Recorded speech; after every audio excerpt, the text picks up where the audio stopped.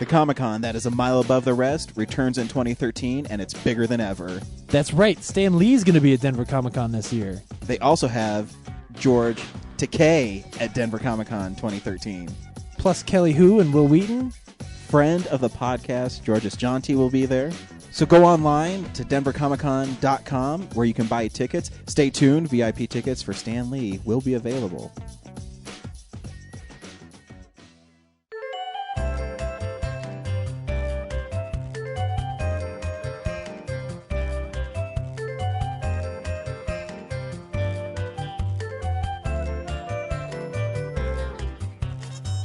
Welcome to Real Nerds Podcast, unofficially the official podcast of Denver Comic Con 2013. Go online to denvercomiccon.com right now and purchase your tickets. Tickets are going away fast. There's like 2 months left. Like, if you're still waiting, there ain't no time. Ain't no time. Ain't no time. Ain't no time. That's what Aunt Don't be left outside something staring from the in old Southern time places would say. No. Honey, no. I love you, but just stop. Whoa. Laura, you oh, stop. man.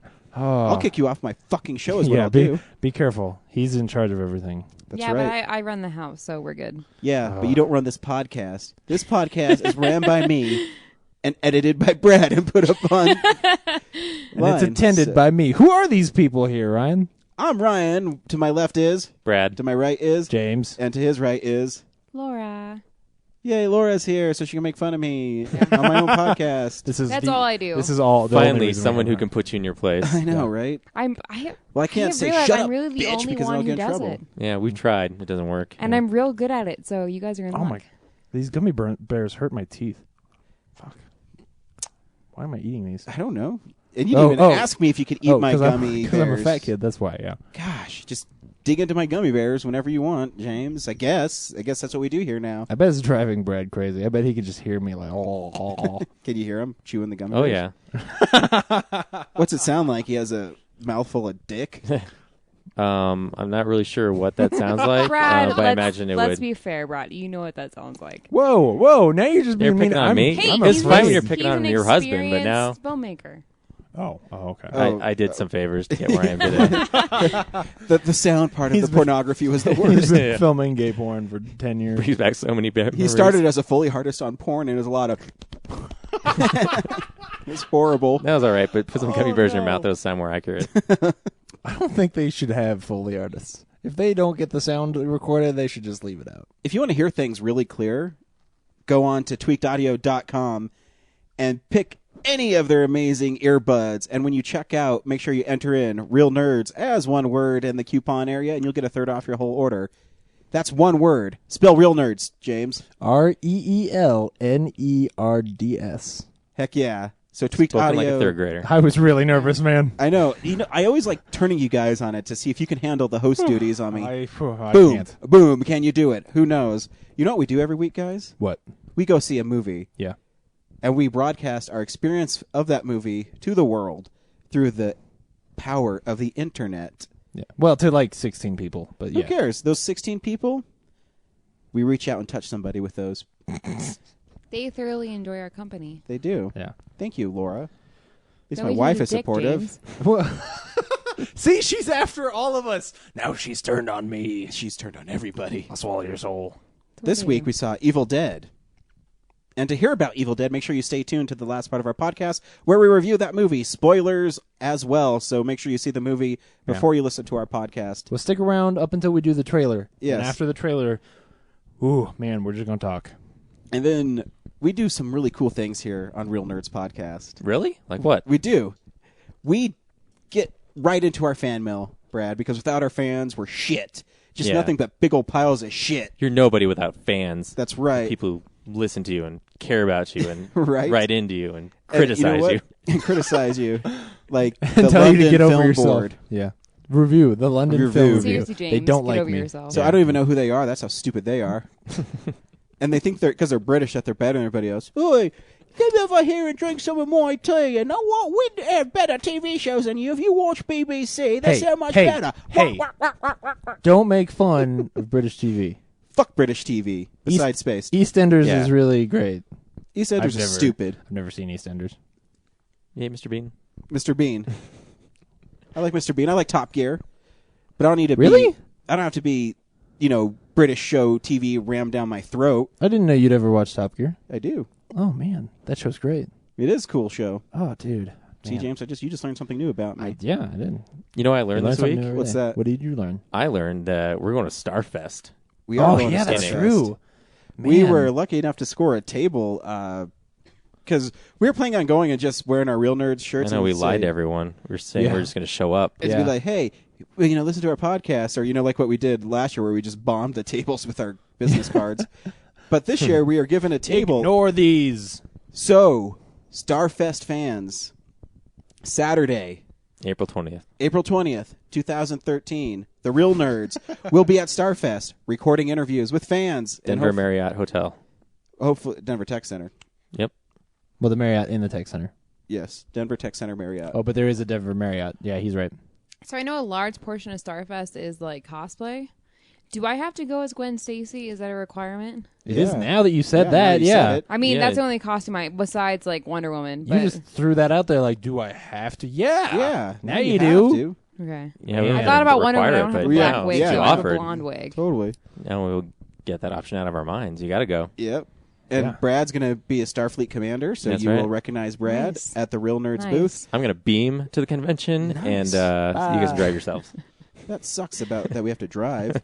Maybe if we just hit it to, warp speed. That's all right. But yeah, we'll be there. So if you're going to Starfest, make sure you stop by, record on the show. Don't be afraid. sure. We love talking to fans, so you'll see us there. Yeah. But back to the show, we also talk about things we have been watching. Then we do some real news, sad news this week. Lots. Box office numbers. We also have DVD DVD releases. releases, comic books, which I have one this week, Good. and then we'll talk about Evil Dead at the end. Yeah. So without further ado, there's my British contribution Fancy, to the honey. fucking I'm so show. proud of you. You're so fancy. Stop ruining Yeah. everything in British. Fan mail, shitloads this week. Fan mail. When I say shitloads, I mean it's more than we usually get. So Yeah. that's cool. No, it's a nice, Yeah, it's awesome. We actually Spattering. You're not going to eat some more of those gummy bears that you just were fucking complaining about, James. That sounds horrible. Please edit that. I'm a nursing student. That grosses me out. Yeah, it sounds horrible. Yeah. It's like when you eat the foil. It's just- lime, so it doesn't taste good either, and it's. I feel like it's pulling the fillings out of my teeth. Ugh. Well, get your shit together, James. So we actually got a phone call this week. Cool. A phone call from Cora. Hey, welcome back, Cora. Welcome back, Cora. And I think she got tired of me reading her emails because I didn't understand her. I still such don't a terrible understand her. How would I even say it? Her rhythm, I Yeah. guess. Yeah. Because it's. This- yeah. Anyways, the canter. listen to. Yeah, I'm sorry you don't sound like a girl when you read stuff. Well, and she, now that she's been on the show, she used to be afraid of hearing her own voice, but now that she's been on the show, maybe she's opened up to it a little more. Absolutely. So here's what Cora had to say this week. Hey guys, it's Cora. I've been traveling all day and just listened to the new episode that was on last week, and I have too much stuff to talk about to send you an email, especially since I don't have my computer. So, first of all, it's really not cool that you're giving James shit for watching all of his British shows. Because I love Doctor Who, and Sherlock is fantastic. And there's a lot of, and Downton Abbey, like, for reals. He's allowed to watch British shows, and that's not cool. So let him watch whatever he wants, especially if Douglas Adams had anything to do with it. Secondly, I just went and saw The Host, which is, yes, a book written by Stephanie Myers, which is much better than Twilight. I read the book ages ago when it came out, and the movie is actually really good. It gets into the metaphysical, philosophical idea of what makes a person a person. The movie does that less so. Obviously, the movie revolves around the weird love triangle that's created. But they did a good job, and it's a good movie. It's a girl movie. I don't know if I would recommend you going to see it. But if it's ever on Netflix or you ever see it for super cheap somewhere, you should rent it and watch it because it's pretty good. It's done much better. They have different screenwriters and different directors and producers than the Twilight movies did. And so I believe the screenwriter was different. And so the dialogue is a little weird to start, but then it picks up definitely through the rest of the movie. And there's a certain element of where the humans are living, hiding from the aliens, that they end up at, which was the coolest part of the book, besides the metaphysical, philosophical pieces of it. And I wanted to see how they were going to do that in the movie, and it turned out really cool. And it's totally a place where I would hide from zombies or hide from aliens if we were invaded, if a place like that actually existed. So yeah, if you have any interest in going to see it, I would strongly advise it because it's better. Or if you have free tickets, like you usually do, it's definitely better than Twilight ever was. But I would argue the book was better in the first place. Thirdly, Michael and I are actually, because of your episode that I just listened to on my way here, Michael and I are planning to go to Alamo Drafthouse tomorrow to celebrate our 3rd-year anniversary. That's going to be on Tuesday. But I won't be in Denver on Tuesday, so we're going to go tomorrow night, which I'm really excited about. Since you guys raved about it so much, I think we're going to try and make it there since I'm in Denver. Oh my gosh, there's a list. You were talking about Tamagotchis. I actually had a Warner Brothers Looney Tunes Tamagotchi that had Bugs Bunny and Tweety and Sylvester and things like that on it. So that was my kind of knockoff little pet that I had in the 90s. Ants versus Bugs Life. I saw Ants before I saw Bugs Life, and I actually really like the sick and twisted adult element of Ants, which probably explains a lot about what movies I thoroughly enjoy. And A Bug's Life was good, but I was just older because I don't think that hits as broad of an age group as like Up or Finding Nemo does. I don't know. It's got a different element to it, and I always saw Ants first, so I have a preference towards Ants. I don't know. It's kind of weird. I think it's because it's more adult. I don't know. And then the last thing is you guys were talking about video games briefly on the show, and I just wanted to throw my preference in there. I've recently discovered the Lego movie games, video games, and they're fantastic. We've played Indiana Jones, Star Wars, and Pirates of the Caribbean, and they're super fun. And I like that they're not super violent, but Tomb Raider sounds badass, and so when Michael finally moved in and has the PS3 in my apartment, I think I'll have to pick that one up because it sounds like it's super fun, even if they put a little extra weight on her, so you would want to protect her. I think that's a little crazy, and I appreciated your misogynistic dialogue about that. Not that you guys are being misogynistic, but that you thought that the dialogue created around her character being changed. I appreciated that as a female. So anyways, have a great show. I'm super excited to go to Alamo Drafthouse tomorrow, and I'll shoot you an email after that, let you know how awesome it was. All right, I'll talk to you guys later. Bye. Okay, first of all, I will never see the host, Cora, so we'll just stop it right there. I'll probably try to see it this week. Really? Yeah. James, don't use your free ticket on that. No, dude, I know. I'll pay Hey, for we it, go whatever. into every movie expecting it to be good, guys. Dude, it's got Saoirse Ronan in it. I like her. It's gonna be fucking horrible, but I will still see it. All right, well, I'll wait till you torrent it, and then I'll steal it from you. I am not. No. Because if I Whoa, torrent whoa, it, whoa. then So I'm not you giving have- it for a chance. So you're going to torrent good things, but when it comes to Hold total on. shit, you you're will not going to shell torrent it. out $10.50. I will torrent TV shows because it is too inconvenient for me to find them properly. But I wouldn't if I'd watched it on TV. I wouldn't pay any money for it. Guide on the TV, Yeah. on your cable box, you can search for things. So you can Yeah, but put, that TV is downstairs.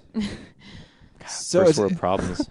man, this Yeah, guy. no, it totally is. It totally is. Yeah. TV's going to go away because of James. No, it's not. Because here's the thing. And then we'll be Here's the here on thing. a Friday night, like every. Say, hey, welcome to Real Nerds, and then FBI, get on the floor. Then James is going to be hauled off and he's going to pay a $250,000 fine and spend 6 years in prison. Have you read those warnings before No. movies? Do you know why I torrent TV shows? I torrent TV shows because The Legend of Korra aired a year ago and there's still not a DVD out of it. And I've watched it 4 times since it aired because it was fucking amazing. That's why I torrent stuff. But Because you've been they don't touring give me it the longer content I than a want. year ago. I'm No, pretty but sure. what? Well, I've been torrenting longer than that. But that's my example. When that comes out on Blu-ray, I will buy it first thing. Are you going to buy Two Broke Girls on Blu-ray? No, that show. Well, you does not, torrented that show. Yeah, so but that show it just doesn't got deserve my lawyered. money. Anyway, British television is pretty damn good. Some of it. Well, that's what also what Cora was talking about, how we shouldn't be picking on James for British television. Yeah. I don't think Brad really was. I was because... Yeah, I was joking. I love British television. Well, and I the thing is, there is some great British television, but Britain's just like here. They make garbage too. It's just that we only get the cream over here. Like, we only get the stuff that's actually really good. And yeah, maybe you don't like Downton Abbey, but in the same way that you don't like Mad Men. No, but it's not, you there's you not watch something... a lot of British television. You watched Kitchen Nightmares. You watch That's Wait. true. You Oh, watched, shit, yeah. what the fuck was the Ramsey? Oh, yeah, all of motherfucker? Gordon Like- Ramsay's... Factor, All motherfucker. all of Gordon Ramsay's His, like, 17 shows. yeah. This week on the Gordon Ramsay. F- You watch F- all. Factor. You watch Motherfucker. like Top Gear. You watch Bear Grylls. I think it was BBC before it Bear was Bear Grylls Grylls was American. was never. He was on Discovery Channel. Yeah. Dun, dun, But that guy's dun, kind of dun. British. He is British. He's from the British Special Forces, and he's I know, badass. but like I thought you he was can't say Australian. you don't like British TV because you watch all of that shit. Well, no, here's the problem. There's Like- people out there who will tell you British television. That's my pretentious voice. British television is so much better than You might as American well have Ryan television. say it. Yeah, Ryan, you say it. British television is so much better than American television because they have like tea and fucking red coats and kings and queens. The Queen shows up in every episode. Yeah, You just sound ignorant. and like and it's there's really like Jules and Big Ben and that big Ferris wheel fucking thing. Hey, it's okay. I think it's called the Eye. So last week Yeah. in G.I. Joe Retaliation, you were cheering when they blew up London. I'm like, fuck your TV. They've deserved that since 1781 when we beat them last. Yeah. Burn down again in BBC 1812. first. Yeah. So you're just adverse to scripted British television. Yeah, for some reason I think it's about as exciting as watching grass grow. Seriously, I've Clearly, you've never watched My Lawn. is it exciting? It's no. Oh, I bet Well, it's more I'm just- exciting than I'm just- Downton Abbey because No, I'm just That saying. is I just bullshit. started some seeds a couple weeks ago. It's pretty exciting. I tried to watch an episode of Downton Abbey because James says, you know what, you should watch this show. You should really watch it. And this is why I did watching the first episode. For those of you listening at home, I just nodded off and then, like, as soon as it started. The show's great. That show's really great. But then there's space. But it's not for everybody. So. Yeah, Spaced is great. Yeah. Yeah. I mean, I do love specific things. Yeah, and I mean, Doctor Who's not for everybody, but Doctor Who, for what it is really good. Yeah, the truth is, I don't turn my TV on that much, but when I do, it's basically just on BBC. But when he does. Yeah, well, Now because I give steal some money to everything. Dos That's why. Equis, Yeah. James. Cha-ching. What else did she talk about? She also talked about Well, the that host, yeah. we're Bugs gonna get Life to is better than Ant. I mean, No. Ants is better than Oh. Bugs Life. Absolutely And that is not, the my worst friend. thing I think Cora's ever said. But her defense was that Now. it's because it has an emotional resonance with her because the first one she saw. Yeah. So But still, which I could can you- understand that, but Well, when didn't I she mention that like Ants had like a more adult theme to it? Yes. She did. And it does. Like I said last week, there's like a sequence where there's like a battlefield and they go through and like there's severed Ant ants husks. everywhere and like it's just horrible. But I remember walking out of that movie as a kid and going like that was like just boring and annoying and kind of disturbing for me. And it's But- you know the thing. My biggest knock too with DreamWorks movies is they're not as pretty as Pixar movies. Now, I will say, Bugs Life is not, especially now, is not the best Pixar movie. But it's still really fun, and those characters are great. And I really I think enjoyed it's it when got I a- watched it recently. Oh yeah, no, I'm not saying it's bad. It just is. It is more simple and more of a kids movie than some of the and the other ones. It's like typical, awesome Pixar. Is Really? they have a children's movie that is really entertaining for kids, but it's also pretty cool for adults because it's Yeah. visually stimulating. But Ants, it had very adult themes. When I watched it as a kid, I was like, "What the fuck ever?" Like I Yeah. don't. That's what you said as a kid. What the fuck ever, mom? Fuck ever, Mom. But like you cannot But I think advertise the a kids movie grasshoppers with in adults. Bugs Yeah. Life are pretty scary. They are, yeah. Yeah. But I think the difference is like Pixar now. When we think of Pixar, we're like, oh, they can make a movie where they can make you cry, and then and then be a fun kids movie, and that's what we think of now. And I'm just saying that when I look back on it, it is more of a children's film than some of their other ones. Yeah. But it's also a children's film that like adults can Yeah. appreciate and be No, it's entertained all by. Pixar. Which, But as Ants is not like great. if I showed it to our nieces and nephews, they probably would be super bored. Yeah, Parker would be like, Just "Fuck saying. this bullshit. Put in Jaws. Jaws." Because Parker's badass. Yeah, maybe I should watch Ants again, but I'm not gonna. No, I wouldn't recommend Maybe it. it's streaming. To Maybe I to will. each his own. It has Woody Allen in it. Come on, Oh, dude, look, gummy bears. the dude who plays Flick is better than the dude Woody Allen playing the main ant in Ants. Oh yeah, that's right. It's Woody Allen. That's why I don't like it. And she also mentioned some video games that are really cool. Yeah, she should play Tomb Raider. It's She pretty should play badass. Tomb Raider because it's badass. Yeah.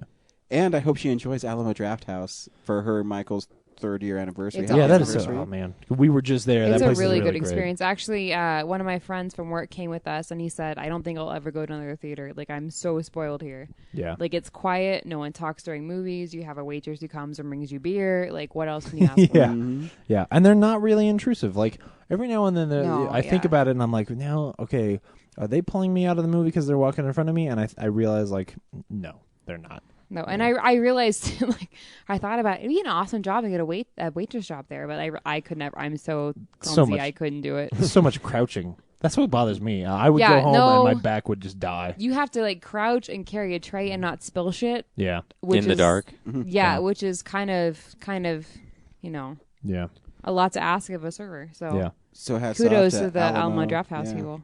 And hopefully we'll be doing things with them very soon. yeah. So far, I've been tipping like 50%. I thoroughly enjoyed it. And when they have like their popcorn in like giant steel bowls that they refill. and it's good. That's It tastes awesome. like real popcorn. Like Yeah. they don't dump oil all over it. So it just tastes like, oh yeah, this is what popped corn tastes like. Yeah, so Cora, let us know how your experience at Alamo Drafthouse goes because Yeah, We know and it they would be have Apricot Blonde on draft. It's really, really good. I suggest you try it. If you get popcorn there, they should bring you like a little cup of melted butter that you can dip each kernel of popcorn in. Oh, we got a tweet from thank you, Cora, for calling in. Oh, always. We got a Always. tweet from Kelly McQuaid. You guys remember Kelly? Hell yeah. She said, finally watched My Robot favorite and makeup Frank. artist. It was cute and charming and charismatic. I may watch it again today. Thanks at Real Nerds for suggesting. That's Brad's suggestion. So. Yeah. Yeah. Still Yay. one of the movies from last year that I regret having not gotten a chance to see. I'm so annoyed that it's not on Blu-ray. So Oh, bullshit. that's right. They only had a DVD release. It makes Yeah. no sense at all. It's insane. If you're only going to do one, do Blu-ray. Yeah. I mean, I guess you'll sell less. So that's a dumb thing I just said. So suck my balls, Sony. So here's going to get a little confusing part on the podcast, guys. We got 2 emails from Dan's. Oh, yeah. So the first Dan is from Ohio. Danza.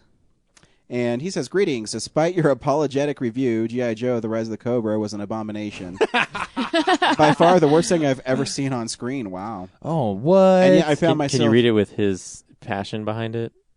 By far the worst thing I have seen on screen. I mean, but you Wolfram like Nixon's reading it. you could see Rock's abs through his shirt. No. He's talking about Rise of Cobra. Yeah. First one. Not the one you saw. He's Yeah. talking about the one you haven't the one seen. we saw. Well, no, we saw that Well, yeah, one. yeah. You saw it. Yeah, we Way, watched it like- drunk once. That's not. Yeah. And The Rock's not in that one, honey. I know Rock is dreamy, okay? I think so, too. Yeah. And yet I found myself won over by Retaliation. It did a brilliant job of retconning the series and washing away the outrageous stupidity that is The Rise of the Cobra. And you see Rock's abs through his shirt, which is pretty important. Yes. Retaliation recaptures the spirit of the original series. This is particularly in evidence in the use of gritty military aesthetic and the toning down Are you having a of stroke the over there? sci-fi elements, right? The retro look of Cobra Commander, which was pretty badass. Yeah. And Snake Eyes also helped to get the series back to its origins. I always thought that was weird in the first one, you could see his mouth. Yeah. What was that about? I didn't really realize until after the movie that they had changed his look because I'd forgotten the first one so much. Oh, yeah. That was a really long time ago, wasn't it? 2009, I think. 2009, Yeah. Yeah. There's a concentrated effort to honor the source material that I really appreciated. I do agree with you that some of the characters from the first film are missed, such as Scarlet and General Hawk. But the group of Yeah. Joes in Retaliation are tighter and better developed. Unlike the first film, which tried to reinvent G.I. Joes, this one knows exactly what a Joe is supposed to be, and knowing is half the battle. Oh, that was great. Oh, man, he just he won that was- argument. That was He- amazing. Didn't he? You know, I was going to argue with him, but nope. Good Great job. job, Dan. Appreciate it. I think so, too. I didn't mind the first one, but I thought the second one was way better. Yeah. I thought the first one was stupid. I thought they were all over stupid, but like, entertaining at the same time. So, whatever. Then we got another email from Dan, who was on the show a couple weeks ago. Different Dan. Different Dan. He says, "Hey nerds, I was hoping you could talk about the Evil Dead trilogy. Specifically, why did they start with a horror film and then head towards a dark comedy approach of Army of Darkness? I've only ever seen Army of Darkness, and it's so strange to me that it's a third film in a horror series. Thanks, guys. Nerd it out. Dan, yes, 2-time guest of the show. P.S. James sucks. Mic drop. I mean, the thing with Sam Raimi and what a lot of people might not know about him is he's a really big fan of the Three Stooges. Him and Bruce Campbell and Rob Tapert, how they all produced their movies. So when they made the first one, the reason they made a horror movie is because back in the early 80s, they knew if you had a horror movie, it had a better chance of making money. Yeah. And it was an easier sell for people. Because it's interesting because back then, it wasn't how they make movies now where you have to go through a studio and blah, blah, blah, blah. There, how they did it is they shot a short called Within the Woods, which is basically Evil Dead, but a little different. And what they did is they took this 8mm film around, showed it to investors, just random people around Michigan, and everybody invested money into the movie. And that's how they made it. So what they were trying to do with the first one was make a straight-up horror movie, but also make something that has never been seen on screen before. Yeah. And why the first one kind of veered into a comedy into the second one is just, I think Sam Raimi's, I don't know how you'd say it, is his sensibilities. His sensibilities, yeah, as a filmmaker is even the stuff. I mean, I think the first Evil Dead, and I'll talk about what stuff we've watched this week. Yeah. The first Evil Dead, he tries really hard to be inventive and creative, but sometimes the stuff is so over the top that you laugh at it because it's so ridiculous. And so going into Evil Dead 2, they knew that they had to go a little more over the top too as well because it's played so much better in foreign markets.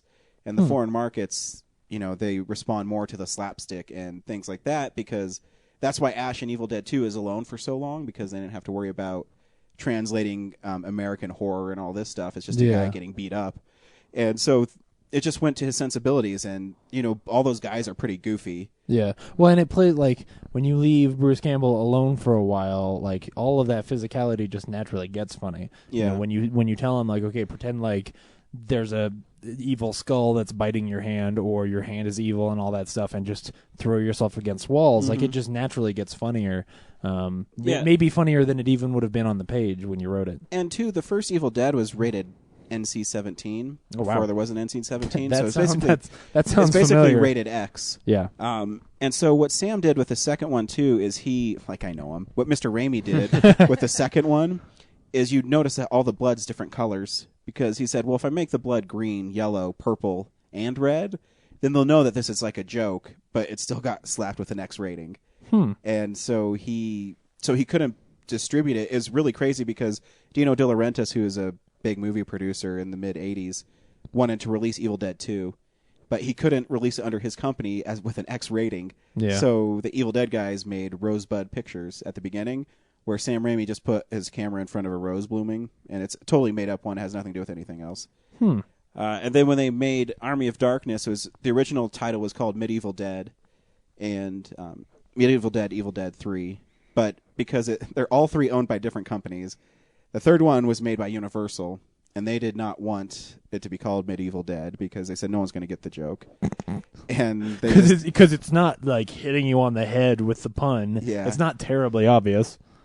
So they decided to make a horror comedy fantasy movie. That's cool. And they Sam Raimi always wanted to make Ray Harryhausen skeleton kind of movie. Yeah. And so that's why even though they didn't have to make the skeletons animated that way, he did it on purpose because that's what he wanted to do. Yeah. And he was able to do it because after Darkman was such a hit that he was able to kind of make the movie he wanted to make. That's funny. And that's So it's almost like those movies, especially the third one, are almost just different movies where he's playing in the same canon. exactly. Where, and you know, you could almost look at them like the Kill Bill movies, where the first one is a samurai movie and the Yep. second one is a cowboy movie. Like they are, two different genres, the same series. absolutely. And Sam Raimi is such a cool director that Yeah. every movie that he makes has a different feel. Even some people get so mad at Spider-Man 3, but to me, Spider-Man 3 has a lot of Sam Raimi moments in it. I just don't think people understand it. Yeah. And I'll defend that movie till I'm blue in the face. But it's just, yeah. And so that's the whole story about the Evil Dead trilogy. And they all kind of... I think he does a really good job of like walking the line between not quite grossing you out or freaking you out, but like entertaining you at the same time. So it's gross enough to keep you engaged, but it's also kind of funny. Oh yeah. Yeah, Which is sort of a before unique place to before be. Evil Dead today at the Draft House, I had some interview with him before he released Evil Dead 2. And there's a great moment where they're talking about how people were offended by the tree raping scene. And he said he didn't want to offend people. He wanted people to be, I don't know, entertained and shocked, but he didn't want to offend people. So that's probably another reason why too he went a little lighter on Evil Dead 2. Yeah. Well, and it almost feels planned because I watched Evil Dead 1 and 2 this week as well, and 3, and 2, like, it starts as that horror movie like the first one is, and by the end of the movie, it's Army of Darkness. Like it almost just transitions from that first movie to that third movie in a very bizarre way. I mean, it's great, but it almost does feel like somebody, obviously no one did, but it almost feels like somebody planned the whole thing out as an arc of like, how do we turn a horror movie into a slapstick comedy? Well, because I mean, even in Evil Dead 2, there's a great little throwaway part, and Ash is flipping through the Necronomicon, and they flip to this one page, and there's a dude with a chainsaw in his hand, and they said, "Oh, that's the hero from the sky," and he says, "Well, he did a lousy job." Yeah. And then you know that he fucked it up when you watch Army of Darkness and things like that. So it's really cool. And yeah, you're right. It's, he changes his sensibilities throughout the thing. And he's even said, if you listen to the commentary on Army of Darkness, he says, why do people like this movie? Because it's seriously, Ash is a coward, and then he's like a superhero, and then he's all over the place. And then, but part of it was he really wanted to have really charming British actors and really good British actors in the movie, and put the dolt Ash in it because he's such a contradiction to him. So it's pretty funny. Yeah. And that's what you got to do when you make hit movies, is you can do whatever you want. Yeah. So thanks, Dan. Thanks everybody who wrote in. You can email us, realnerds@gmail.com, tweet us, real_nerds. You can like us on Facebook, leave a message there. You can leave a message on our webpage, realnerdspodcast.com. You can call us like Cora did, 720-6nerds5. And that's how you get us, guys. Everywhere, that's how you get us. Hey, we watch stuff during the week. So, this is the stuff we've been watching. It's a fun week. I picked up a movie because one of Laura's friends she works with, Tommy, is a really big horror movie guy. And one of my favorite horror movies from the 80s is a movie called Night of the Creeps. I don't know if you guys have ever seen this movie.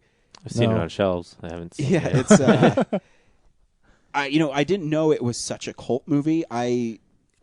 The premise of the movie is it's a sci-fi movie, but these little leeches get in the brains of people and they turn into zombies. So it's basically a sci-fi movie at the beginning that becomes a zombie movie. Now, are they zombies? Do they die before they come back, or do they? They do. Oh, okay. But the leeches are like take over their brain, so that's how they come back to life. Right.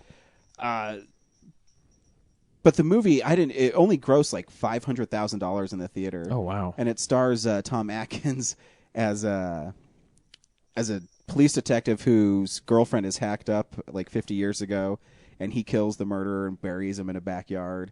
But he comes back to life because of the leeches, and so it's a great arc for this character where his biggest nightmare comes back to haunt him. Yeah. And it has a great line where there's these boys at a fraternity are going to pick up girls at a sorority, and it's for a dance, and the police officer shows up, and all the girls say, "Oh my God." They're freaking out because crazy shit's happening, and the cop looks outside and he lights a cigarette and looks back at the girls, and they say, "What?" He says, "Well, good news is all your dates are here. The bad news is they're dead." And so they're all zombies, and it's a pretty cool little movie, and it's definitely an 80s movie. Yeah. But there's some funny parts, and it's really hard to describe because there's so much going on in it. But if you haven't seen it yet, check it out. I remember watching that on my friend Nikki and I were babies, like we're house sitting for her sister, and she had the Comcast FearNet. Oh yeah. And it was on FearNet one night, and it was one of those movies you watched and we were like, well, okay. Did you watch it with the little kids and scar them for life? No. Oh okay. No, she doesn't have children. We have her cat. Oh okay. Which her cat's really mean now, so maybe it was Creeps who scarred her for life. We'll never know. I'll do a shout out to the writer-director of it. His name's Fred Decker, and he went on to make one of my favorite 80s movies ever, is The Monster Squad. Oh, yeah. And if you've never seen The Monster Squad, you should definitely check it out. Wasn't that one of the first movies you showed us when you were dating? Probably. Total aside, but it was fun. I think he also directed RoboCop 3. He did. He is the writer-director of That's RoboCop right. 3. Sound Man. familiar? Yeah, all of a sudden, all of that I'm RoboCop pretty sure that's the knowledge last you movie he have directed. before But he went on to died? do lots of TV shows. Oh, okay. But the last movie was RoboCop 3. But he's a kind of a cool guy, and I love the Monster Squad. Yeah.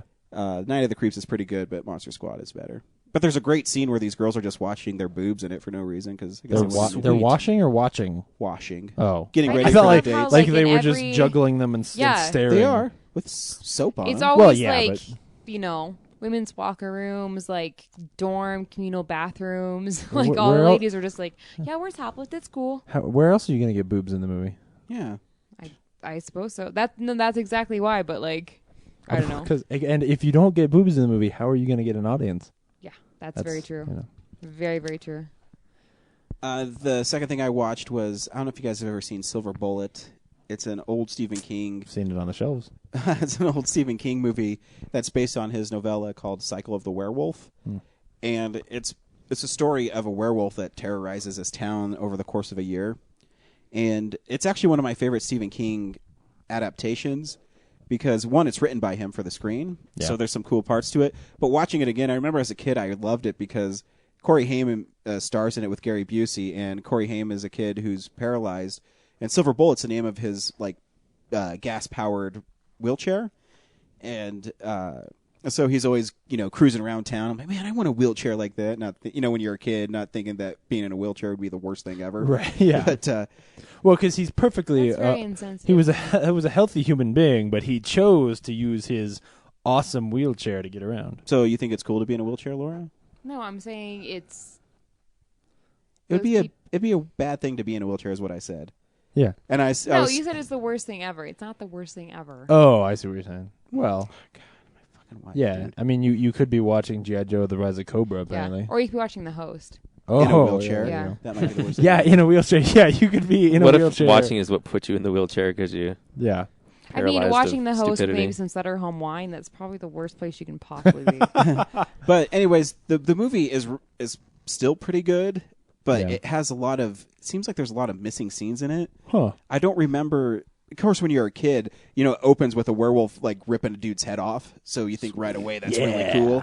And I mean, the violence is really graphic, but then it also goes to this really campy area where people are being slaughtered by this werewolf, and they don't know why. They think there's obviously some killer on loose. And there's actually a really powerful scene where Corey Haim's best friend is murdered by the wolf. No, Corey Feldman? No. Oh. His kid, but his dad Not murdered by finds heroin, by a his wolf. mauled body like underneath this gazebo, and it's a really powerful scene. His dad's like devastated, and so they're getting this posse together to kill. They think it's a man, and this one dude has this baseball bat that's called the Peacemaker, and so the werewolf is attacking all these people in the fog, and you can't see the werewolf. It's a pretty cool scene, and Yeah. they're being pulled in and eaten, and there's a part where the dude with the Peacemaker is running away, and he's like hitting the wolf, but you don't see the wolf, and then he gets sucked under the fog, and then the wolf's paw comes up with the baseball bat and starts beating the dude over the head with it, and it doesn't really fit the rest of the movie. Huh. But the really cool part is Corey Haim gets these illegal fireworks from Gary Busey, Yeah. yeah. Of course, he Gary does. Busey. Who and else? he's shooting them off this bridge, but while he's shooting off the bridge, the werewolf is going to attack him. But he takes the bottle rocket and shoots it in the werewolf's eye.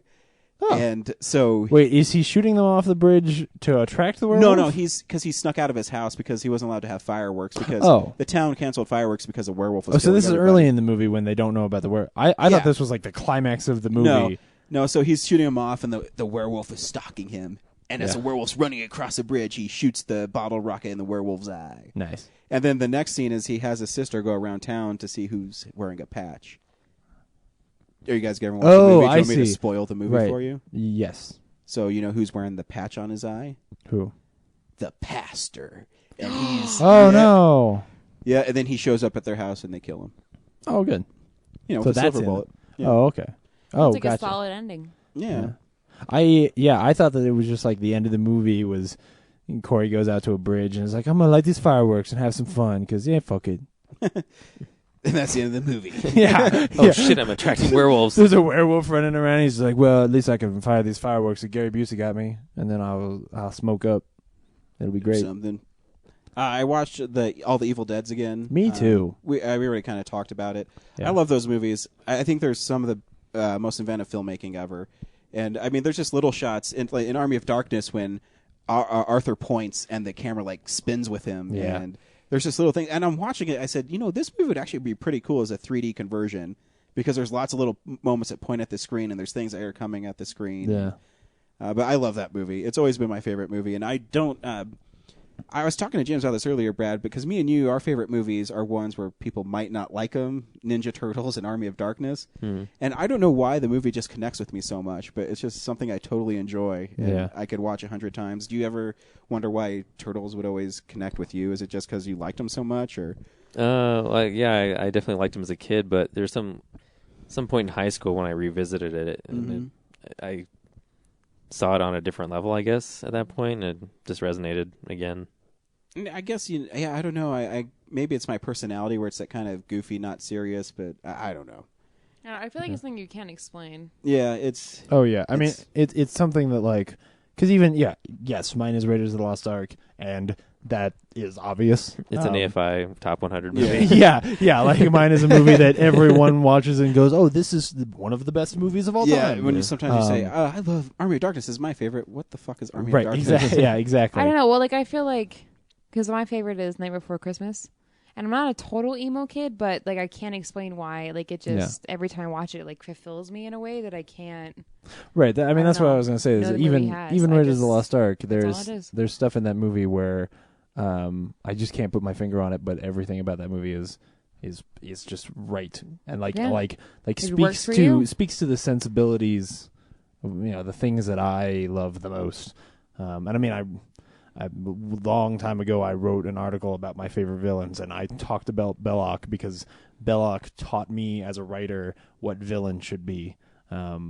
And that, like, things like that stand out in a movie are why Yeah, I think they stick with you. and even like the inconsistencies I love. When Ash gets out of the pit, where does he get his gun from? No, It just shows up. Oh, yeah. His hair is always changing length. Yeah, and- it's that stuff is it just like cracks me up. And But it's one of those things that you can forgive because you realize that they are only trying to make you have fun. yeah, Like it's that is not the only like litmus test for what they're doing. But at Alamo they're showing Evil Dead 2 this month, and every Yeah. time I see that trailer, I really want to watch Evil Dead 2, and so I did.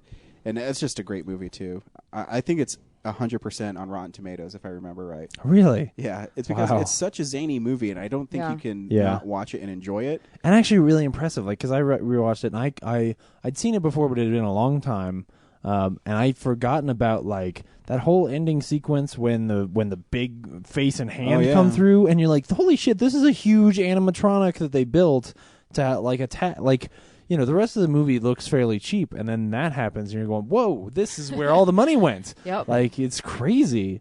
That movie's really great. And I mean, that's how they really cut their teeth, because in Evil Dead 2, not Evil Dead 2, the Evil Dead, the first one, Yeah. that last part where all the monsters are like disintegrating and stuff. Oh, yeah. Sam Raimi and Bruce Campbell and Rob Tappert shot that over like a year in a basement Wow. to get it right. And so you're seeing people how they learned how to make film Yeah. and why he's one That's of the pretty cool. most respected directors now Yeah. in Hollywood. And that was one where I'm not entirely sure that I had seen all of Evil Dead before, The Evil Dead. And so I was like, okay, I got to sit down and really watch this.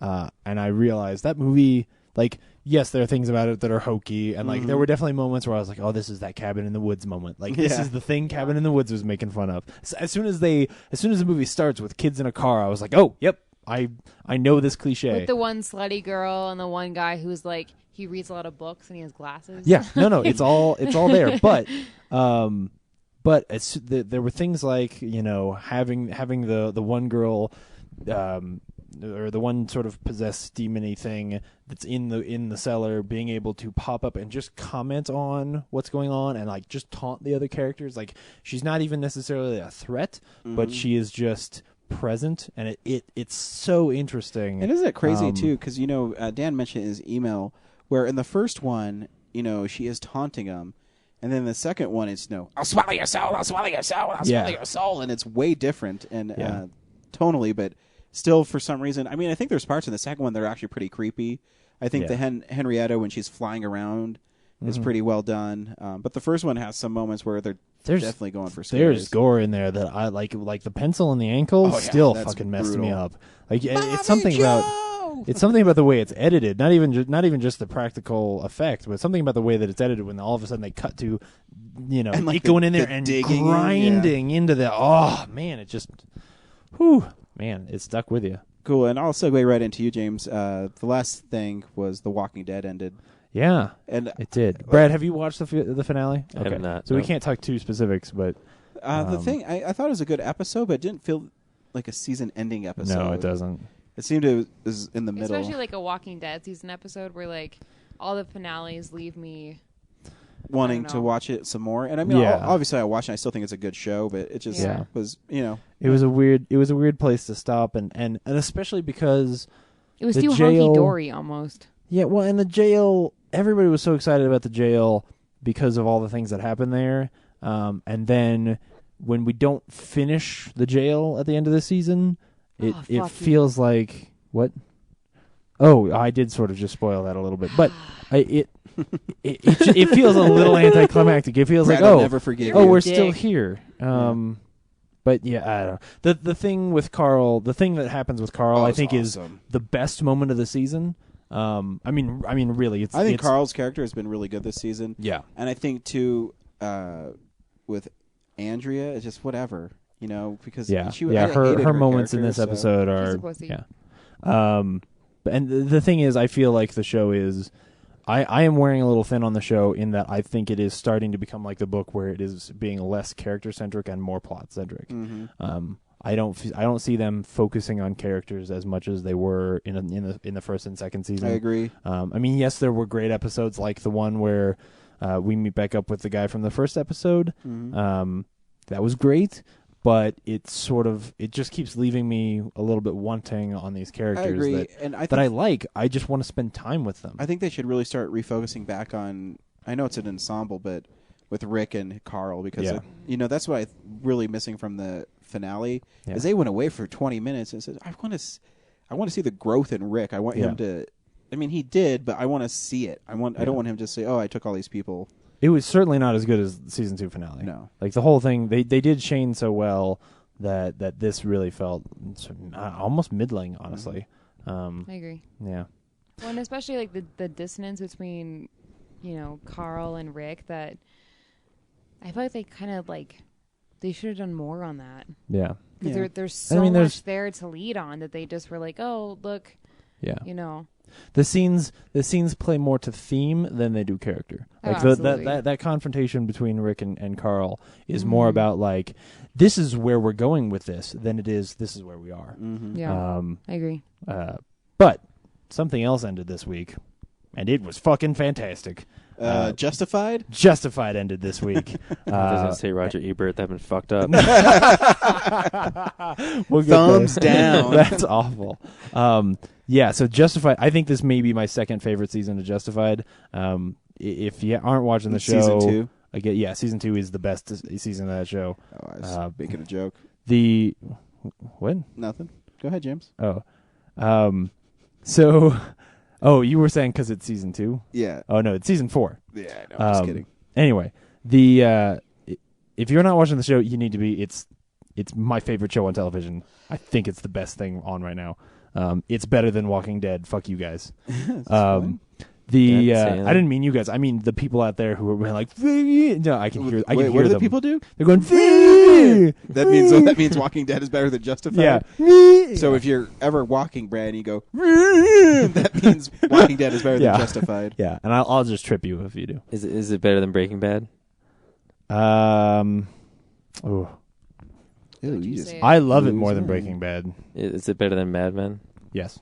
Oh fuck you, James. No. Here's the thing. Mad Men is just straight I'm drama, just trying and to this derail him and it's man. working. Sometimes there are episodes Perfect. where they just shoot dudes, even and know that we're sometimes talking all you about it. want No, is somebody great. to get shot. All right. Well, I can Anyway, appreciate Purple that. this Monkey this dishwasher. season you fucking you guys are just having your own conversation over there. We are proving a point.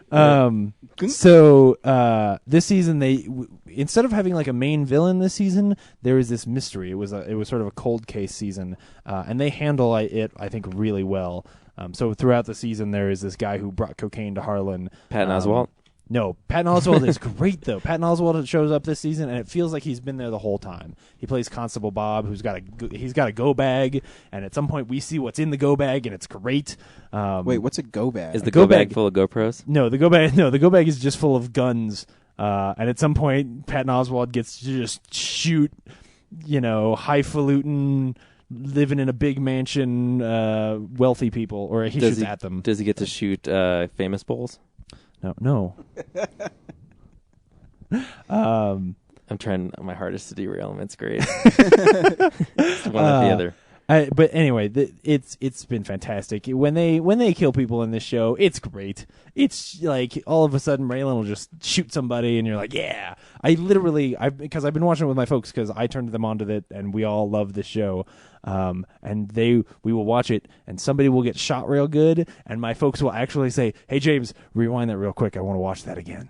Whoa, that's really scary. Your mom no, it says is. that? Yeah, no. Well, Remember when I think my Sandy Hook dad's usually the happened? one to say it, but still.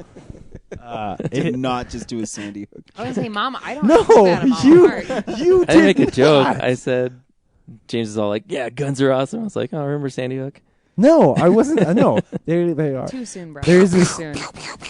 There is this really Ryan Frost. There, I was doing Yosemite Sam. I'm leaving the podcast. I'm done. This is the worst. There is this great scene about midway through the season where there's this guy who's like, they introduce him and they're like, this guy is the baddest motherfucker. Like, he came down here from Detroit and he's gonna kill Not some people. Detroit. Yeah, well, all the bad guys this season were from Detroit. And he's gonna kill some people. Like, he kills more people than malaria. And at some point, he gets Was in that the a same line from the show? Yeah, That's not a good line. it was delivered better in the show. like but- your Sally Field Just stop speech.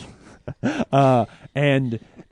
But he's dressed up like a cop. That's the thing. He's going around. He's killing people. He's dressed like a cop. And Raylan runs into him, and like he figures. But isn't he Raylan figures like the out. sheriff of the town? No, Raylan's a U.S. Marshal. But wouldn't he know if he was a cop or not? No, he wouldn't. the He wouldn't town know all small? of the. Well, the town is small, but there are multiple towns in this area. There's multiple counties. There's multiple county sheriffs. Is Raylan it's- Tommy Lee Jones? No, Raylan's not Tommy Lee Jones. God damn it.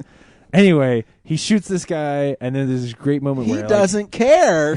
yeah, he shoots this guy really quick, and then I'm going to shoot a guy in every hate you farmhouse, guys. hen house, dog house, outhouse in the area. they use that line this season. What? They call back to that fucking line. I'm No not way. kidding. They do. They do. That's plagiarism. And then no, because one of the characters goes, "Are we literally searching every doghouse, hen house?" And I was like, "Oh my god!" Oh, it was great. Anyway, Raylan shoots this guy, and then he's like, "I hope I did that right," because the guy was a cop, but he wasn't a cop. He was malaria. Anyway, show's great. I'll move on since you're still not fucking watching that show. The last thing was there was this new British show called Orphan Black that started this week that I'd seen bits about, and I just like I saw little blurbs and stuff online, and people were going like, "Oh, it's like Dollhouse meets Alias," and I was like, "Oh, I love those things." So I thought, "Oh, I will check this out." And basically, They're like, the plot, watch it at your parents. yeah. And so basically the plot is this girl, she's at a train station, and she looks over, and there's this one, and she's some kind of punky British person. There's something about London where every character is far more stereotyped. It's one of the things I don't like about British television, but every character is far more stereotyped, and apparently there's still lots of punk kids. So she's a punk kid. And she looks over, and there's this woman, and she's in like wrong side of the tracks, love. No, totally. Like, it really is Because like that. she's at a train station. Well, That yeah. was my joke. Yeah. Well, and Good job, honey. And then the British guy would say, "Oh, you're on the wrong side of the tracks, love," because that's what they say. Well, and the Thames. Never mind. I won't give you history anyway.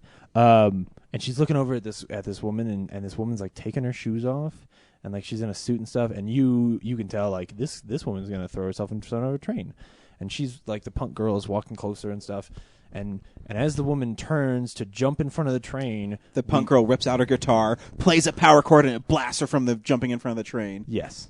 How did you saw it too? No, no. As she turns, we realize that the girl who's going to jump in front of the train is the same person. Like, she looks exactly like the punk girl, and we're like, "What's going on?" And basically what we end up finding out is clearly it's a show where people are getting cloned or some shit. I just wish people could see when James says, and we're like, what's going on? He did this really exaggerated. Like a Brandon Hopkinson thing. Yeah. Yeah. Well, then somebody puts their sunglasses on and yeah. So and then, is it a sci-fi show? Or? It's like a sci-fi sort of mystery show. It's very much their in the vein of like a Lost or something like that, where they're going to keep these mysteries going. Mm-hmm. But it fails in all the way that in all the ways that modern shows trying to be Lost fail, where they're trying to wow you with these mysteries. And what but people don't understand is Lost is about the characters Right. and not the mystery. Exactly. And unfortunately, these characters are all pretty shallow and uninteresting. There's some cool little things in there. Like I think the reason they go with that they said things about Alias is that what she ends up doing is she goes and she steals that woman's purse right after she jumps in front of the thing, and because she's like, that girl looked like me, and she steals her life and dresses up to look like her and is like trying to live her life. But it makes everything very convoluted character-wise, because basically what you're saying is we've got one character who's pretending to be a different character. We're learning things about both characters, but we're just learning about their lives, but not about like who they are or what they're into or things like that. Mm-hmm. What they do on the weekends, what movies they like. These are the things that make for great television. Well, see, I think this is where I'm usually not a snobby nerd or show watcher, but that's where I think I understand Lost a lot better than other people. Yeah. Where, it's all about the characters and what they did to get to their certain spot. And it's not about the smoke monster or because it's just a representation. Those are all MacGuffins, really, Yeah. in the end, in order to get us through these characters' lives. Yeah. Brad is literally rolling his eyes. Oh no, he's falling asleep. It's almost One of 2 the two. a.m. Yeah, you're right. Get my fucking back. Anyway, I don't think it's great, and I don't know if I might keep watching it. Because it really is. I don't know what it is about British television that they really subscribe to these cliches in the most bizarre ways, especially that punk one. Like every show I watch, there's some, oh, she's punk. She listens to the Ramones. She literally listens to it's just.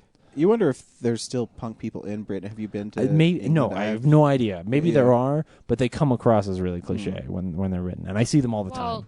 All the punk people I went to high school with were all very cliche. Well, yeah, but I don't see them in shows anymore. That's what I'm saying. Is like I What's don't. your dog doing? Hey, chill out. I mean, if you fully appreciated SLC Punk, you would understand. But That's a that horrible movie's movie. not very good. Yeah. Anyway, that's everything I saw this week. If you want to see shabby filmmaking and anyways, Brad, what'd you watch? I got the Jurassic Park standalone Blu-ray, and I Nice. watched that. Why didn't you get Lost World? Because it's not really one of my favorites. Oh, okay. Obviously a great movie. We've talked about it before. Yeah, we'll talk about it next week too. But I the last time we talked about it, I feel like I said that the special effects, the CGI holds up really well in high definition. Mm-hmm. But for some reason this time when they first encounter the Brachiosaurus Yeah. chopping on the tree, Yeah. the CGI stands out like a sore thumb. So I don't know if it's I think it's just it's just the daylight, and it's something about. I think ironically, it's also almost just too the bright. Brachiosaurs. Yeah. That scene, and then when the Brachiosaurs come back later and sneeze, like the difference between the CG Brachiosaur and the animatronic one are astounding. But the T-Rex always looks great. The Velociraptors always look great. Even the galleys or the when the Velociraptors are running towards the freezer dude is so great. Yeah. Yeah. I mean, it's shot so well. I mean, just the Velociraptors in the cooler, because a lot of that is the CG ones. I mean, some of that is the animatronic heads, and some of it is CG. Like when it jumps up on the table, it looks great, man. I think it's just the lighting, really. Yeah. and then of course the special features. I watched all of them, and they're fantastic. Oh yeah. I love listening to Spielberg. They've even got like home videos of Spielberg, like at someone's house or even his own, just talking about the early stages of like how they're going to pull this off. It's great. Mm-hmm. So I watched that. I also finished DS9. Oh, Deep Space Nine. Got better by the end, but the very last episode of the show, yeah. they defeat the founder, and the founder's like, "Well, you cured me, so I'm gonna go ahead and turn myself in and not attack the Alpha Quadrant anymore. If you can cure the rest of my people. And then they all go to Vic Fontaine's little nightclub on the holodeck, and they kind of have their little farewell, and you get like shots of all the different characters before they leave. And then suddenly, Benjamin Sisko, it snaps in his head that, oh, you have to go stop Gul Dukat, who's at the fire caves on Bajor. And he just stops what he's doing, jumps on a runabout, and immediately cuts from the nightclub to the runabout, flying to Bajor, and then he gets off of it, and then Kai Wing gets torched by Gul Dukat, and then Gul Dukat's got the Pa Wraith powers, Yeah. and so he's like directing things like a Jedi, Yeah. and then he gets distracted, and then Benjamin jumps and knocks him into the fire pit with him, and then Benjamin gets absorbed into the Prophet's world or whatever. I thought it was very lame. Yeah. Yeah. I remember there being a lot of Prophet bullshit in that episode. It just and it seems like such an afterthought, but they still like it's an afterthought, but it's also a focus point, and it's just like you could just end it at the founder, and you didn't have to become like part of the Prophet world. I mean, and Gul Dukat is so cool that like, why don't you just leave that character alone? Yeah, he gets killed a couple minutes before, and he comes back with the Pa Wraith powers, but just like it seems so like, oh, okay, so there's gonna be some kind of big finale where Gul Dukat's gonna like wreak havoc on Bajor, and but no, he just gets stopped like 2 minutes later. Lame. So I was like, yeah, it just didn't need to be that. But that show is still great, even if it drops at the in the last 10 minutes. And like I said last time, that season 5 and 6 epic that was going on, it was fantastic. Yeah, that's right about where I am. So all the non-Star Trek people who have left the building, if you can come back, because I'm about to talk about Wrong. Which is the new Quentin Dupieux. I don't know how to say his last name. Dupieux movie. He's the director of Rubber, which came out a few years ago. Which Cora got us all to watch. Mm-hmm. I already seen it. Not yet. I didn't need her recommendation. I'm glad she watched it though, and got you guys into it. Yeah. I'm sorry that I couldn't get you to watch it. Did you ever tell me to watch that movie? I don't think so. Pretty sure. Yeah. Why didn't you try harder, Red? Because it's weird. Tell me if it's I know it's true. It's a hard movie. And Wrong is also very weird. No. Shocking, right? Incorrect. It's actually my second favorite movie of the year, though, because it is so really weird. After what? Does it after Burt Wonderstone? Watching it, the trailer, does it go places that the trailer doesn't even describe? Yep. Because it's so the trailer's so bizarre. It says there has to be more to this bizarreness that the trailer's not even showing. If you haven't, you probably for those of you listening who don't know what Wrong is, it's about a guy who loses his dog, and then William Fichtner plays a dog therapist or something. Telepath. I guess he's more of a dog therapist because I don't know if the trailer says this, but his goal is to make people love their pets even more. And to do that, he has to take them away from you to, because once they're gone and you bring them back, you will love them even more than when you had them the first time. Oh. But unfortunately, his little plan, for the first time ever, like, they lose the dog. So, there's so many just like weird diversions in the movie. Like, I forget the character's name. The main character who loses his dog, he has a gardener who is trying, like, he just walks out to his backyard one day. Instead of having a palm tree, he has a pine tree. So for the rest of the movie, the gardener has to figure out how to quickly replace the pine tree with a palm tree. And the first thing he does is he gets a palm tree, but it's like 2 feet tall. And the main character can't stand that, so he has to, like, replace the 2 feet tall palm tree, but he can't find a fully grown one to just transplant. So his next idea is to build a mound of dirt as tall as the palm tree to put the 2 foot tall one on top of. So stuff like that. And then when the main character first learns that he's lost his dog, he checks his mailbox and there's like an ad for a pizza delivery place. So he calls the pizza girl and then starts describing his lost dog situation to the pizza girl. And then she is so charmed by this that she offers to fuck him. And so for the rest of the movie, she's trying to hook up with him, but the gardener intercepts a call, so she ends up starting a relationship with the gardener, thinking that he is the main character. And then meanwhile, there's, of course, the main plot of the lost dog and the dog therapist. And there's a, like, police officer who constantly tells people exactly what's on his mind Yeah. and screws with you. He makes you think he's going to help you, and then turns around and goes, no, get out of my face. Yeah. I don't have to do anything to help you. I'm the authority. Does it have any of the the super meta stuff that's in Rubber? Like, is it commenting on That's film? completely gone. Oh, okay. There's if it's in there, I didn't see it. Right. But yeah, it doesn't seem like it's making a comment on anything. It's just like a straightforward, guy loses his dog, and then there's all these other wacky characters interacting with it. This one's just If there's weird. some subtext, I missed it. Yeah. He lost his job months ago, but he still goes to work, and at work, it's just constantly it's raining from the fire sprinklers all the time, and everyone just deals with it, like nothing's going on. That guy is the weirdest filmmaker. And so when he shows up man. constantly, all his coworkers are staring at him like, "Why are you still here? You were fired." But he doesn't get it. He still keeps going to work. And he's like, "Why are you still here? The sprinklers are going." Yeah. It's just bizarre, but it's delightfully bizarre. Yeah. And there's a tag scene at the end, so if you stay through, there'll be some extra stuff. Nice. That's so weird. And I'd say the dog therapist has the best dialogue in the movie. Does the tag after the credits, does it set up for the sequel, Wronger? Is there one called Wronger? I have no idea. I I could've thought sworn I there- made that up. No, I know he's working on another one. I got confused because Wrong just came out, but I thought he was working on another one that has Wrong in the title. Huh. Maybe I don't know. Weird. Disregard that. But anyway, Wrong, it's a fun time if you like a completely quirky indie I definitely. movies. If So you got, not you, I guess. Sometimes. if you liked Rubber, I think it's a definite. Yeah, if you like check Rubber, you'll this probably thing like this out. one. But if Yeah. you're looking for commentary on movies, it's not going to be in there. Right. It's Well, just yeah. a completely wacky adventure, Cool. to my perception. Laura, what have you been watching, Laura?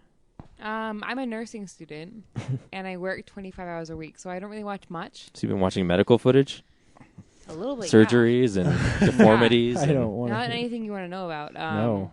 cancerous growths. And I watch The Real Housewives. Okay, done. All right. Yeah, So what I happened? mean- This I is guess the Real I, Bitch podcast. Modern Family came back from a hiatus this week.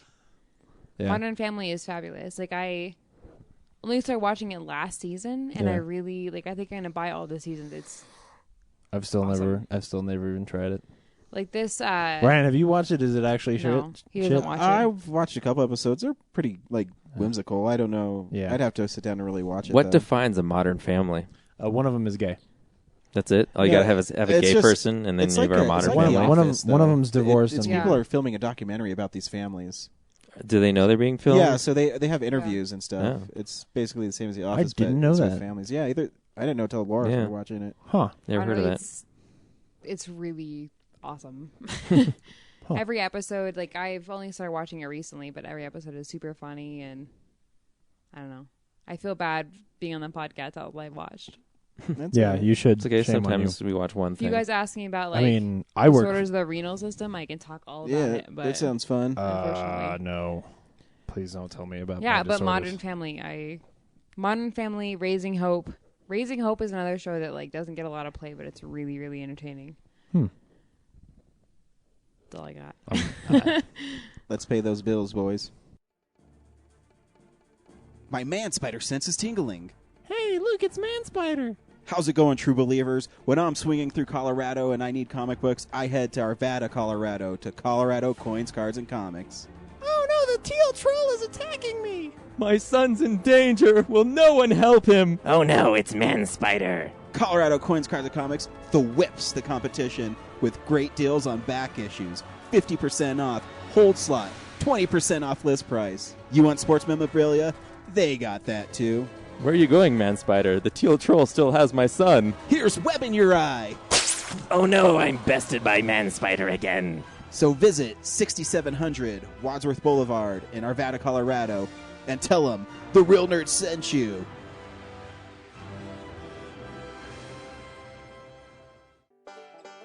For barbecue that can't be beat, try Birdman Barbecue Sauce. Available and original and spicy. These robust, full flavor sauces have the awesome power to kick your taste buds in their face. And for that smoking taste on everything you eat, try new Birdman Smoke and Rub. Caution! Meat left unrubbed may suffer from flavor performance anxiety. You can pick up Birdman Barbecue at local area Ace Hardware stores, Ruff's Barbecue in Golden, and the Danny Cash Hot Shop off Broadway. You can also like us on Facebook at Birdman BBQ. This is the box office stats. Box office numbers aren't a surprise this week. No. Well, they are and they aren't. No, I don't think so. G.I. Joe crushed it with $46 million. Yeah. That's only for 3 days, though. It actually opened the day before. I think it made something like $52 million for its first initial run. I think the thing that surprised me is that the host comes in at number 6 with only $10 million. And costs. Wait, I mean, it only costs 40, but you? still. Yes, I honestly As far like, as like you thought it'd be higher, you had to be lower. yeah, I mean, clearly, I've been to Twilight movies opening night. Like, clearly, Stephanie Meyer commands a cult. I would imagine that they would show up for this too, but they didn't. So, wait, the whole name of Temptation is Tyler Perry's Temptations. Confessions of a Marriage Counselor? Yep. Oh, That's we're seeing it. Yeah. No, we're not. Number You are. number 3. I'll see it. Well, I was referencing me and James, not. Yeah. All right, cool. Not Yeah. Go into every Yeah, movie we're seeing expecting it. it to be good. Yeah. And then when it's not, I don't want to see any people hanging from, Rafters. What are you saying? people hanging by their That's neck in not their very fucking nice, closet. Ryan. Oh. Or I'm not nice. I'm not. No, I won't hang myself. You know me. I'll go into that movie and I'll try my best to want it to be good. And as soon as the first line of dialogue is delivered and it's complete shit, I am going to have the best time. No, It's going to be exactly. so much fun. You know, Me, come and on. Sierra will sit in the back, Yeah. and we will every time they say something dumb, we'll look at each other and giggle, and it'll be awesome. How many other Tyler Perry movies have you watched? I've never seen a Tyler Perry movie. This will be my first experience. I heard he's a horrible filmmaker. I A lot of haven't. critics I don't think like I've him. seen. I've seen like bits and pieces on cable. One of the Medea movies. Yeah, but I don't think I've ever seen a whole one. My parents saw one of the Medea movies and they said it was not that good.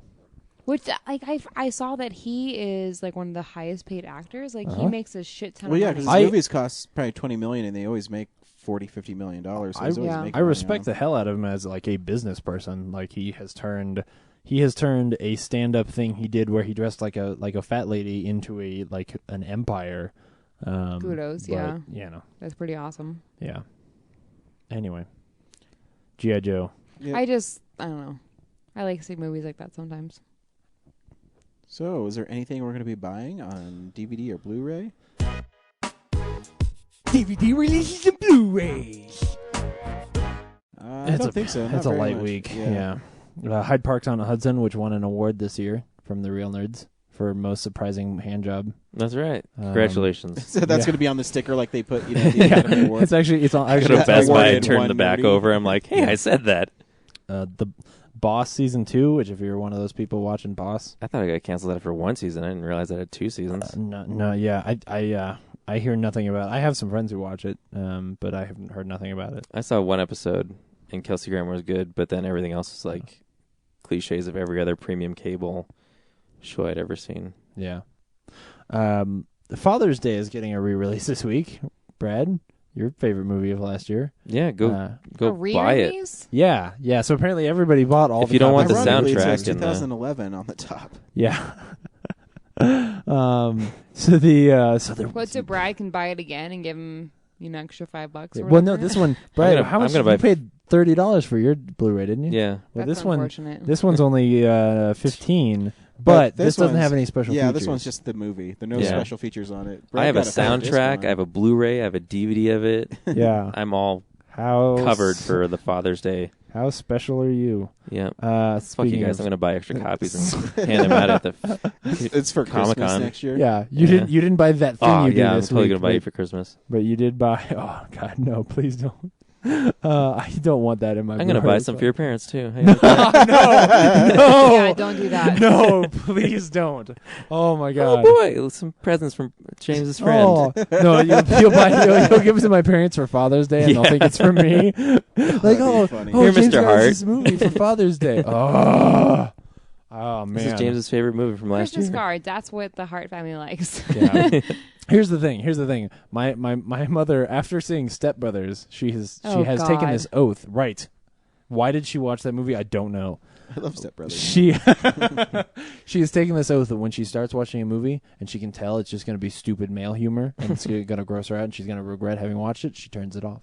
She just did it recently with something else. I can't remember what. So she would watch about a minute of Father's Day, immediately be turned off by like, what the fuck are you talking about? Man eating dicks. Like, yeah, the first minute is that dad getting raped, and then oh my god, oh that movie. Why does it exist? Oh, anyway. Brad pays for it. Yeah, no. Hey. Pre-ordered it, in fact. I don't want them to feel like they wasted their money making it.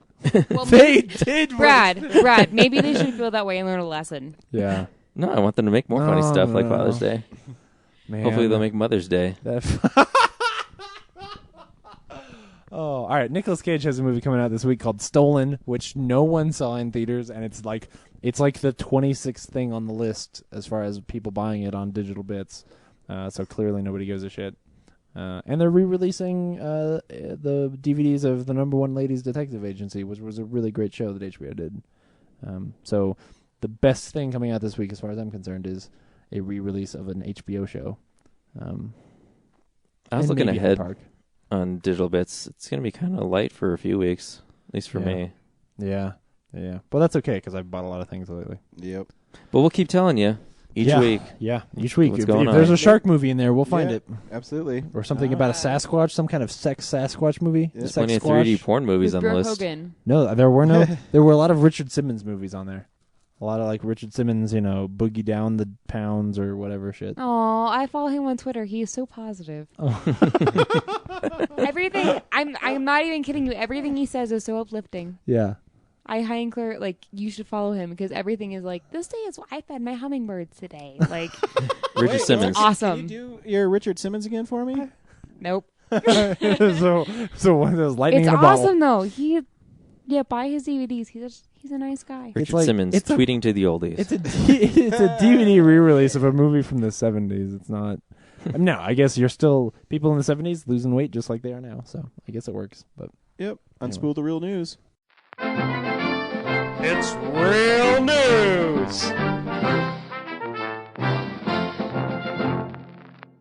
James is going to depress everybody. yeah, a lot of people died this week, guys. Jesus Christ, James. I'm sorry. bummer. I'm sorry, but we do a show reviewing movies, and we can't go without talking about the fact that Richard, that we can Robert, wait till the end of Richard this. Roper? Richard Simmons died of a heart attack. No, No. Roger Ebert died at the age of 70 from having fought cancer for about 10 years. What kind of cancer?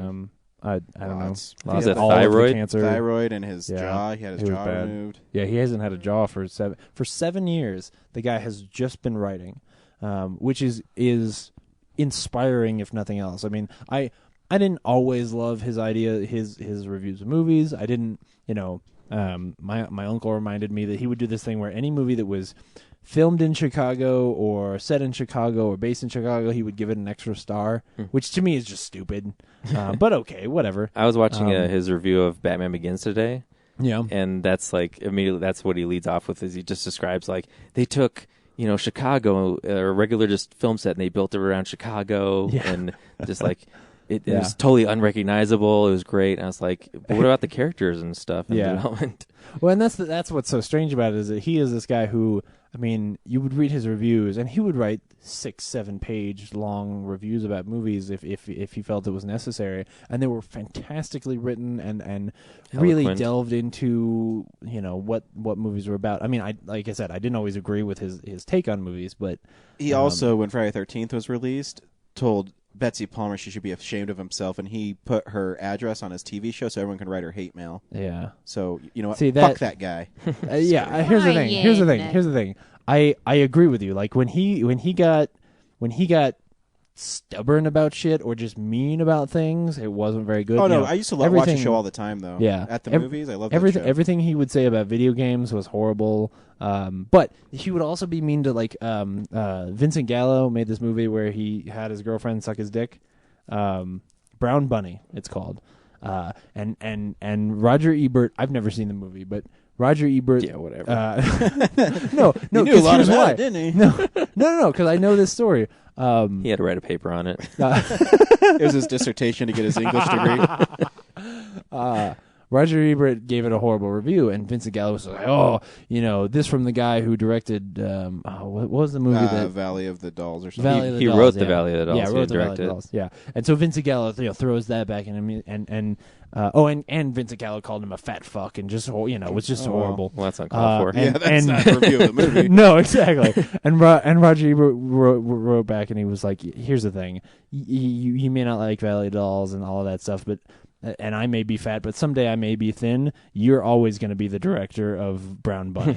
And like that comeback to me has always just been just like legend. Like, okay, Nice. that's But just throw him. I under mean, the he's bus. really important for. Oh, he's huge. But It's it's kind of weird because I read his going away where he was going to take a break because his cancer came back, and then it was 2 days later he died. Yeah. It's sad. Yeah. And I think part of it is also that like once he couldn't talk anymore, he became so like not transparent but reachable. Like he got on Twitter and he was just always talking to people and trying to get in touch with his audience. It's just I heard somewhere that the past few years he's also like eased up on movies. Like he hasn't taken them as seriously. Yeah. So- But and has also seen a lot more. As soon as when he couldn't talk. Have they said what he was his just last spending one is? You no, I don't remember now. I was wondering about that. Like, what was the last one he had to watch before he? It probably was uneventful. G.I. Joe Retaliation. Yeah, yes. The last movie he saw, G.I. Joe Retaliation. It's so good it killed Roger Ebert. It's a shame. Yeah. I mean, but I was always a Siskel fan anyway. Yeah, he died a long time ago, Yeah, 99, I 99. think. Also of cancer, I believe. Yeah. So don't review movies is the lesson we learned. Also, Jane Henson died this week. Bummer. Who obviously was Jim Henson's wife. And I didn't realize, like, in reading about her throughout the week, I didn't realize actually how involved she was in making that stuff. Like, she, I imagine you'd have to be. Like, other than that, like, you wouldn't have a family life if you weren't, especially, like, him being the forefather of puppetry and all that, like. Well, not puppetry, but of like that, I mean, there were puppets before him, but. Well, yeah, but, like, making it a mainstream thing, like, full movies where they had all puppets. Yeah. You'd have to be part of it, otherwise. And then her son followed in the footsteps. Brian Henson, did the same thing. So their family was just immersed in it. You have to be, I would imagine. Yeah, they made an empire out of. I mean, it's like I think it'd be electronics. fun. I mean, going to work every day and messing around with puppets. Oh, yeah. And Carmine Infantino died this week as well, who you won't know, but he created Barry Allen and a whole bunch of other DC The Flash? characters. And well, he created the Barry Allen version of the Flash, but which is also so a many bummer. like deaths this week, James. Yeah, everybody died this week. Yeah, but some things were born, like G.I. Joe 3, which we are going to get, which is good. One of my boyfriends? I don't know, all of them. Hopefully, all of them. Channing Tatum will Ooh. show up. It's going to Okay. happen. Last week or 2 weeks ago? No, last week we talked about this rumor that Robert Redford was going to be in the next Captain America movie, and Ryan was like, how cool would it be if he played the white version of Nick Fury and like he was just the older guy who was in charge of S.H.I.E.L.D. Well, guess what we learned this week? He's going to be the white guy who used to be in charge of S.H.I.E.L.D. and is sort of Nick Fury's boss, and maybe he'll have an eye patch, and the eye patch will be a It's almost robot. like Marvel's listening to my podcast. I It's really almost, feel. it really is. I mean, it was such an obviously wonderful idea that He's such a somebody cool else actor, had too. to have had it too. In New Zealand this week, you remember when we talked about that lady who was like, I went to drive and it wasn't at all like Fast Five? You remember that lady? Yeah. Yeah. I try to forget. Well, this week, Paramount actually gave a guy a refund because he went to see Jack Reacher and it didn't have enough explosions in it. No, it didn't have the explosion he saw in the trailer in it. Right, which isn't even much of an explosion. Now, I do remember seeing that trailer and going, like, and seeing that Really? I don't hillside even, explode. when I read that, I had no idea what it was talking about. Yeah, I watched the trailer again, and I really, I this sounds stupid, but I really do remember seeing that clip of like the hillside exploding, and going, "How's that going to fit in?"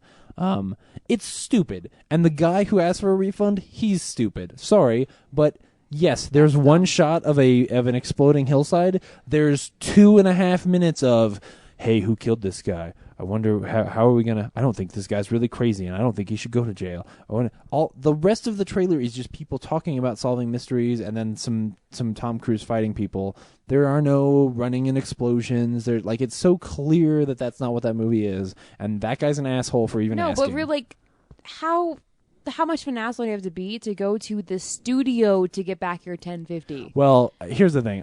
The idea may be that Paramount did the refund just because they didn't want to get sued, because the guy probably just wanted to sue Paramount and see what he could get, which is even worse.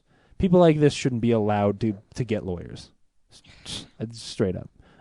If you're just trying to game the system, like, you're an asshole. But that's weird. I mean, can now everybody get a refund for a movie? Yeah, like, I saw how many movies last year? They were too expensive. Can I get a refund? You know? It wasn't what I expected. The trailer misled me. Well, and misleading trailers, that's part of the game. Like, if you go to a movie and you know everything about it, it's ruining the movie for you anyway. Like, you know, if it's it ridiculous. And I went to see a comedy. Everyone else around me was laughing, but I wasn't laughing. It's not, so it must be their fault. If you have that feeling that you want to go be, completely satisfied with every movie you see, then wait till it comes out on Netflix. Yeah. You know, where it's essentially free, or or be like we are when you see Twilight and shit. Be prepared to waste that $10.50. Yeah. Or go into a movie with an open mind and see what it has to share with you. Not be sitting there going like, I really hope they blow up a hill at some point. Like, why is Tom Cruise talking so much? I only came here because I wanted to see hills blow up. He should be running with explosions behind him. Yeah. I really hate hills. I think hills are dumb, and I'd like to see more hills destroy get killed. hills. Yeah. Which he lives in New Zealand. There's all kinds of hills there. I've seen those Harry Potter movies. Lord of the Rings. I've seen those Harry Potter movies they shot there. Like, haven't you read that shit? Like, have you guys ever? A legit fan? Have you guys ever heard of a planet called 2MASS 0103 open paren AB closed paren B? Is it Helen Keller's? No, it's a planet. No. Laura, she goes 0101. Really? Why every time I say a joke, you think it's like the most...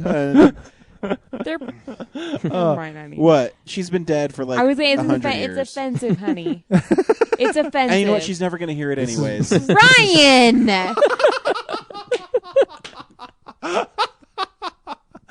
Oh, well, anyway, you should have heard of it because it's Tatooine. Nice. They found Tatooine in space this week, and they think it's like 13 times bigger than Jupiter. That's apparently. why space is cool. Yeah, but the reason is they found a planet that is a reasonable distance from an actual solar system that has two suns, so that you actually can stand on that planet and watch.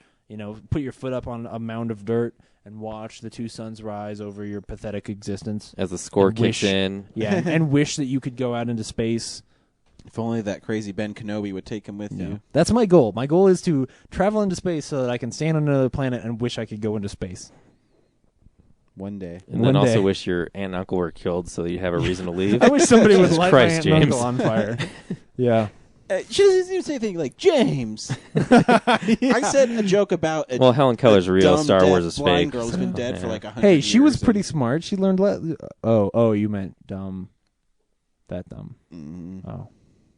Anyway, that's news. Is it? Because I heard Will Arnett's going to be in the Ninja Turtles movie. That's right. Hopefully he'll be Shredder. Yeah. That's awesome. It's so... You know what he's going to be. Rocksteady. He's going to be exactly like... what's his name? The guy John who's Turturro. in John Turturro in the Yeah. Transformers movies. He's gonna be we're some going to see his made-up underwear character. at some point. Yeah. You can. I can see it. You know what's funny about this movie is how long Brad's been denying its existence, and now it's it's ramping up production, buddy. Yeah, we're gonna start getting First first shots. looks, and he's gonna be like, it's not gonna happen. I'm going to sit in the theater the opening day just being like, this isn't going to play at all. We'll be recording the we're gonna be recording the show. He's be like, did we see a movie this week? Yeah. The credits roll. That movie just didn't happen. Yeah. And you and I will be in ecstasy I'll be in because it'll be the denial. best movie of the year, Yep. but Brad will just swear it off. We should next year. We should just make a pact that we're going to pick Turtles as the best movie of the year. We don't need. Yeah, the Real Nerds Podcast. We see one movie a year, and this year it's Ninja Turtles. They're not teenagers anymore. No, We're just Ninja Turtles. No, they're grown up. They're hardcore.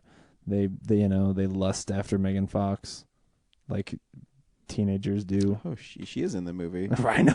She'll probably be fixing a car or something. Yeah, I hope so. They'll probably have Michelangelo make a bunch of jokes about getting boners for her. We're talking about masturbating. Hey, Michelangelo, can you hand me my towel?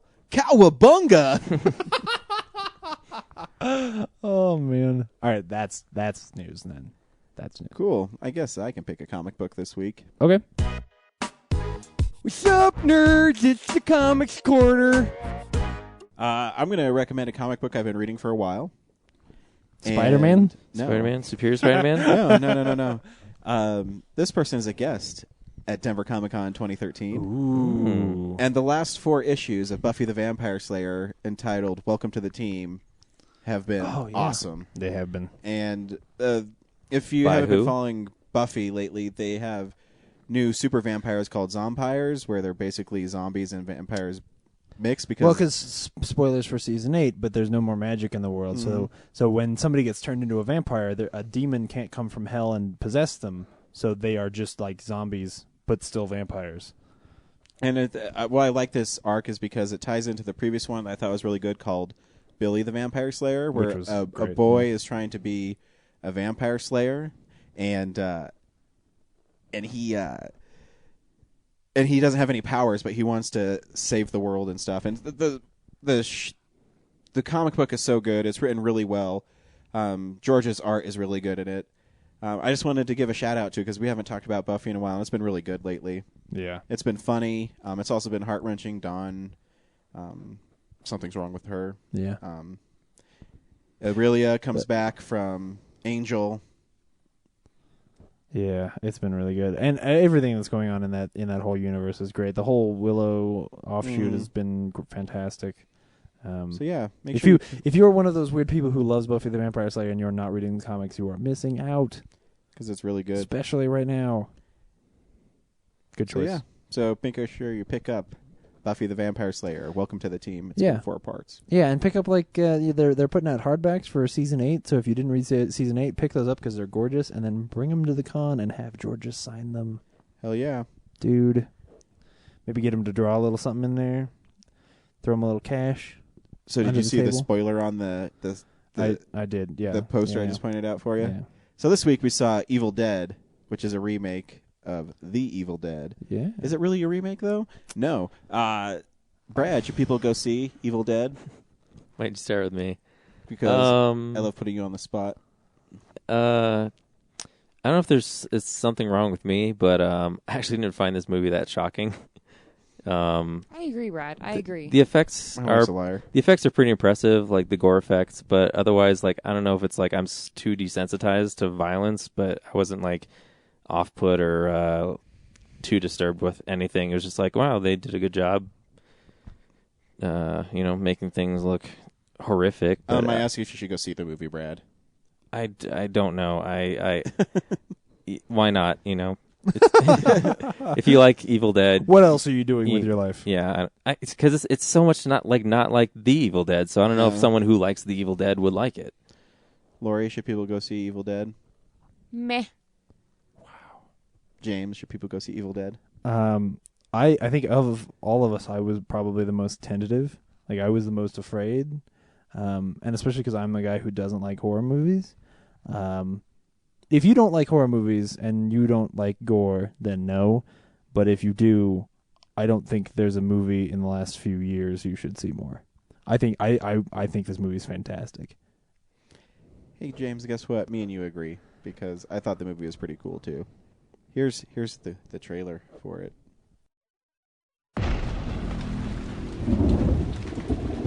David. Please. Please. You have to get me out of here.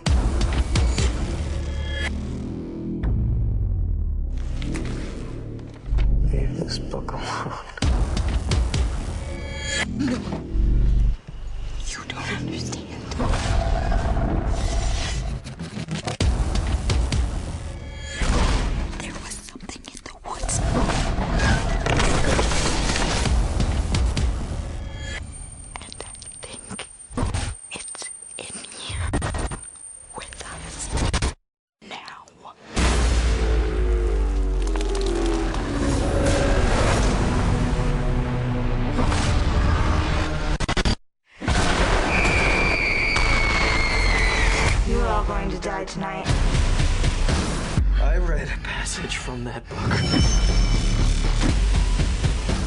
released some evil.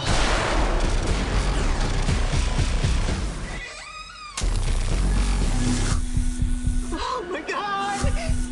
What did you do that?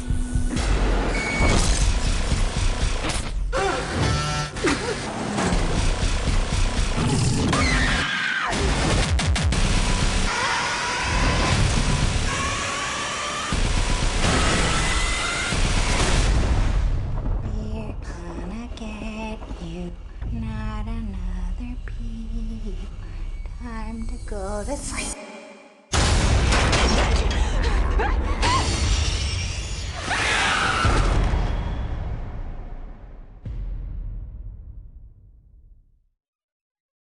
What makes this movie so cool is they had a lot of. I think why he was picked to make the movie is because he had a lot of ideas I think maybe people wouldn't have. Yeah. By giving the spirits or the demons a physical form was a bold choice. I remember when I mean, this is the second time I've seen the movie. So when the first time I saw it, I was like, whoa, they're actually going to have the demons be embodied by something.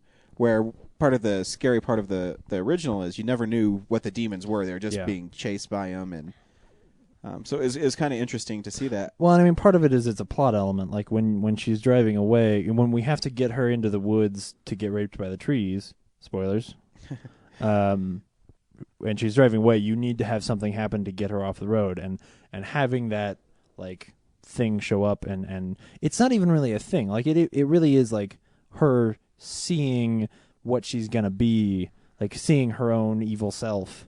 Because it's not even like a different body. Obviously, at the end, there's a different body, but even that is messed up. Yeah, but what's cool about this movie, I guess you set up, it takes place, yes, in a cabin, but it also has an interesting story where it's a girl trying to clean up, so the people that are with her don't initially believe that she smells rotting cat carcasses in the attic or the cellar. Sad. Yeah, I know. And I'm going to call it my wife, too. She says, it wasn't that shocking, but the whole time she had her hand covering her mouth, and she kept on, like, wincing and stuff. So I don't know what you're talking about. You don't have to be tough, honey, all the time. I think you just mentioned why I think this movie is great, because a couple weeks ago when you saw it and I asked you, I was like, am I going to like this movie? I said my fear is that it's going to be a gore fest and it's not going to have any soul. And that first half hour that is about her trying to get off of drugs and all of that stuff, I realized like that's exactly what this needed. It needed not just an emotional reason for them to be there, but a sort of mirror for which we realize, like, okay, this is really about her facing down these own demons of herself, which is every horror movie like that. Like, that's not a new idea, but The Evil Dead doesn't really have that. It really is just like, oh, they're in a cabin and there's a book that's evil and it comes and gets them. And having that, like, emotional entrance into the movie, I think makes a huge difference, because now I actually care about her. You know, it also adds like a level of distrust for the characters. Yeah, exactly. Like it makes the tension so much more palpable. And watching it in a theater that has great sound, the acting was better, because it sounds weird, but when I saw it at a preview, that the sound wasn't as good. Right. So it made me feel like some of the acting wasn't good in it. But watching it again, it was better, because I think I could hear it better. I was worried at first, because when they first get to the cabin, there's some hokey dialogue there, and it's a little bit clunky. But after that, like, all the stuff once they're in the cabin and all of that dialogue is, I think, really good. And also too, well. I liked the professor more in this one, because I realized he plays a guy where he thinks he's smarter than everybody else, so it's okay that he reads this stuff and he doesn't have to listen to the warnings. And, it was really fascinating watching it again. Yeah. I absorbed a little more of it. Oh man, and that opening sequence, that opening sequence with the guy burning his own daughter, and if you know Evil Dead, you know what's gonna happen. Like, oh, she's evil. But I don't know, like. Oh, so Laura, you've seen it. It's too bad that we don't have somebody here who hadn't seen The Evil Dead before. Because I'd like to know what they thought was happening there. Like, is this just did they approach that sequence and think like, oh, there's some crazy people in this cabin and they're killing young women? Like, because I think for most people that would probably be a twist. Yeah. So why do you think it's just meh, Laura? I don't know. I guess I'm with Brad that, like, from the way you described it as when you saw the advanced screening, that it was super, super shocking. I didn't think it was that shocking. No, I said it's shocking for it's got an R rating because it is. Oh yeah. I mean, the part where I she's don't feel like ripping her hand out and they're showing like all the like skins ripping off. I and don't feel like that's something I haven't seen in other movies before. Oh, Yeah, it's I agree. really. I don't know another movie, and I've seen tons of movies that Like- I've never seen stuff like that before. Well, Where, like things are 127 infecting hours. people's arms and like. well, but I I've seen think that here it's before. done so well that it looks like it's happening. Yeah. Like Which I think that the which effects is- here are so good that when you watch it happen, it's messed up. Like man, when she cuts her arm off with the no, you know what? One of my favorite ones is when she's running away, when she's in that little thing, and at the very end, and the embodied demon thingy is stabbing the machete through the wall, and it cuts her knee. The way that her knee Yeah. moves back, like it's the detail with which like it feels real. Well, and maybe that's why I'm not grossed out as much by it, because I see that shit. But Yeah, so but- why were you gasping and like wincing and stuff? I do that at like that haunted houses, honey. Like, it's not. but it's still that's just a natural reaction for you. I don't know. From what you described for the advanced screening and what like our friend Devin said, that you and our friend Matt were like really, really wincing, and you were hardcore horror fans. I expected it to be like disgusting, and it wasn't that. It wasn't. I wasn't wincing. No. It was more of a like, oh fuck! I can't believe they just showed like the Yeah. dude getting his hand smashed and going like two different ways. And I will say again, I've seen before. Yeah. I don't know. I think you guys are being harsh. But admit here's that, I yeah. do agree that like the things I heard about this movie seemed like more than I thought. Like honestly, and this is gonna sound weird, when she gets raped by the trees, I thought we were gonna see like, I thought we were gonna see her get raped by trees. Well, you know what I'm and, saying? like, I thought like That's the impression I got. from your horrible thing. shit was gonna happen there, and maybe it does. But that scene was far more tame than I thought it sluggy was. thing going up your vagina isn't horrible. But we Well, don't. no, First but, of all, like, I thought we were yeah. gonna see it go up her vagina. Oh no, they would never show Well, that. no, and James, and I I thought that thought- at first, but I was like, Yeah. I was this like, is I maybe didn't. a weird aside, but I was like, the only time you ever see that is at like adult movies on Comcast. Right. Like, yeah. I mean, I know that that's not you something do that not we're going to see be able to get away insertion with. in whether it's like Right. a legit penis or a tree. Yeah. But yeah. But- Like, I thought that was going to be more horrifying, like Yeah, I visually agree. than it was, like emotionally and in what it is. It's horrible. It's not that much different than it is in the Evil Dead. No, but I She's think standing up instead I of think it's laying it's on the creepy. ground. Well, that's how it is in Evil Dead 2, with her standing up. But I think it's creepier because the subtlety with which the vines move, I think it's really great. Like in the Evil Dead movie, in the first two, it's like animated, you know, Reverse animated. Yeah, it's all that stuff. Whereas here, it's like just these subtle movements that make it feel like the twigs are just kind of, and then of course the slug is very much a CG thing, but like you know, her when she first trips or when it catches her on the neck, and you're just like, oh well, she just fell on a branch, but you're like, no, the branch was there on purpose, you know. Like that was what I think is so good about that scene. And, you know, there's parts too, you know, at the end where when she rips her hand out from the Jeep and then, you know, sticks the stump on there, and when she saws that demon in half, I'm pretty sure that's the most graphic death I've ever seen on TV. Yeah, I agree. I mean, again, you guys say no, but I want you to give me another example. You're talking to a guy who's seen I think hundreds Laura, of I think Laura horror was movies. saying yes. No, that was pretty gnarly, but I don't know. I guess I agree with Brad. Like, I've been desensitized by it. Like, if you see I like feel like the, I've seen like the the Sawing Saw in Half movies, and like if you see Hostel, tons if of you other B see- movies, like not done as well, but again, it's another idea that like I've seen. I can't think of it off the top of my head, but I'm sure I've seen.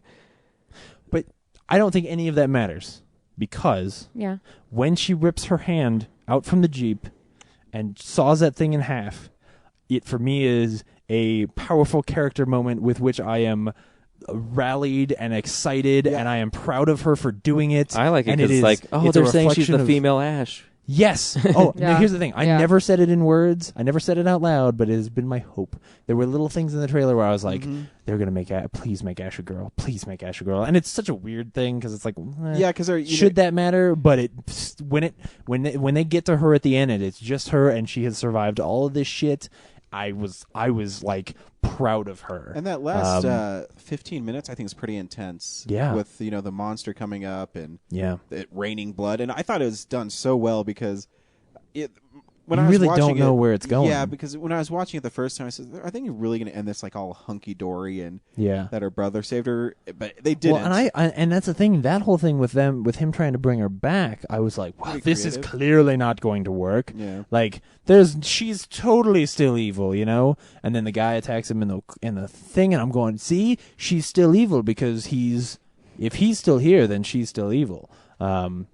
Which is one of those things. The first thing that Shauna said after we saw it, she was like, "So who are the 5 souls? Like, it needs 5 souls. Who are the 5 souls?" And I thought for sure that when the horrible monster thing is chasing Mia at the end, I was like, it's gonna say like, "I already have your soul. Like, yours is already counted for." Yeah, like, that's what it was. yeah, which Because- is, and the fact that it never remember, says that, like, yeah, he killed himself. That the professor guy and her brother killed himself. So those are the 5 souls because she already died.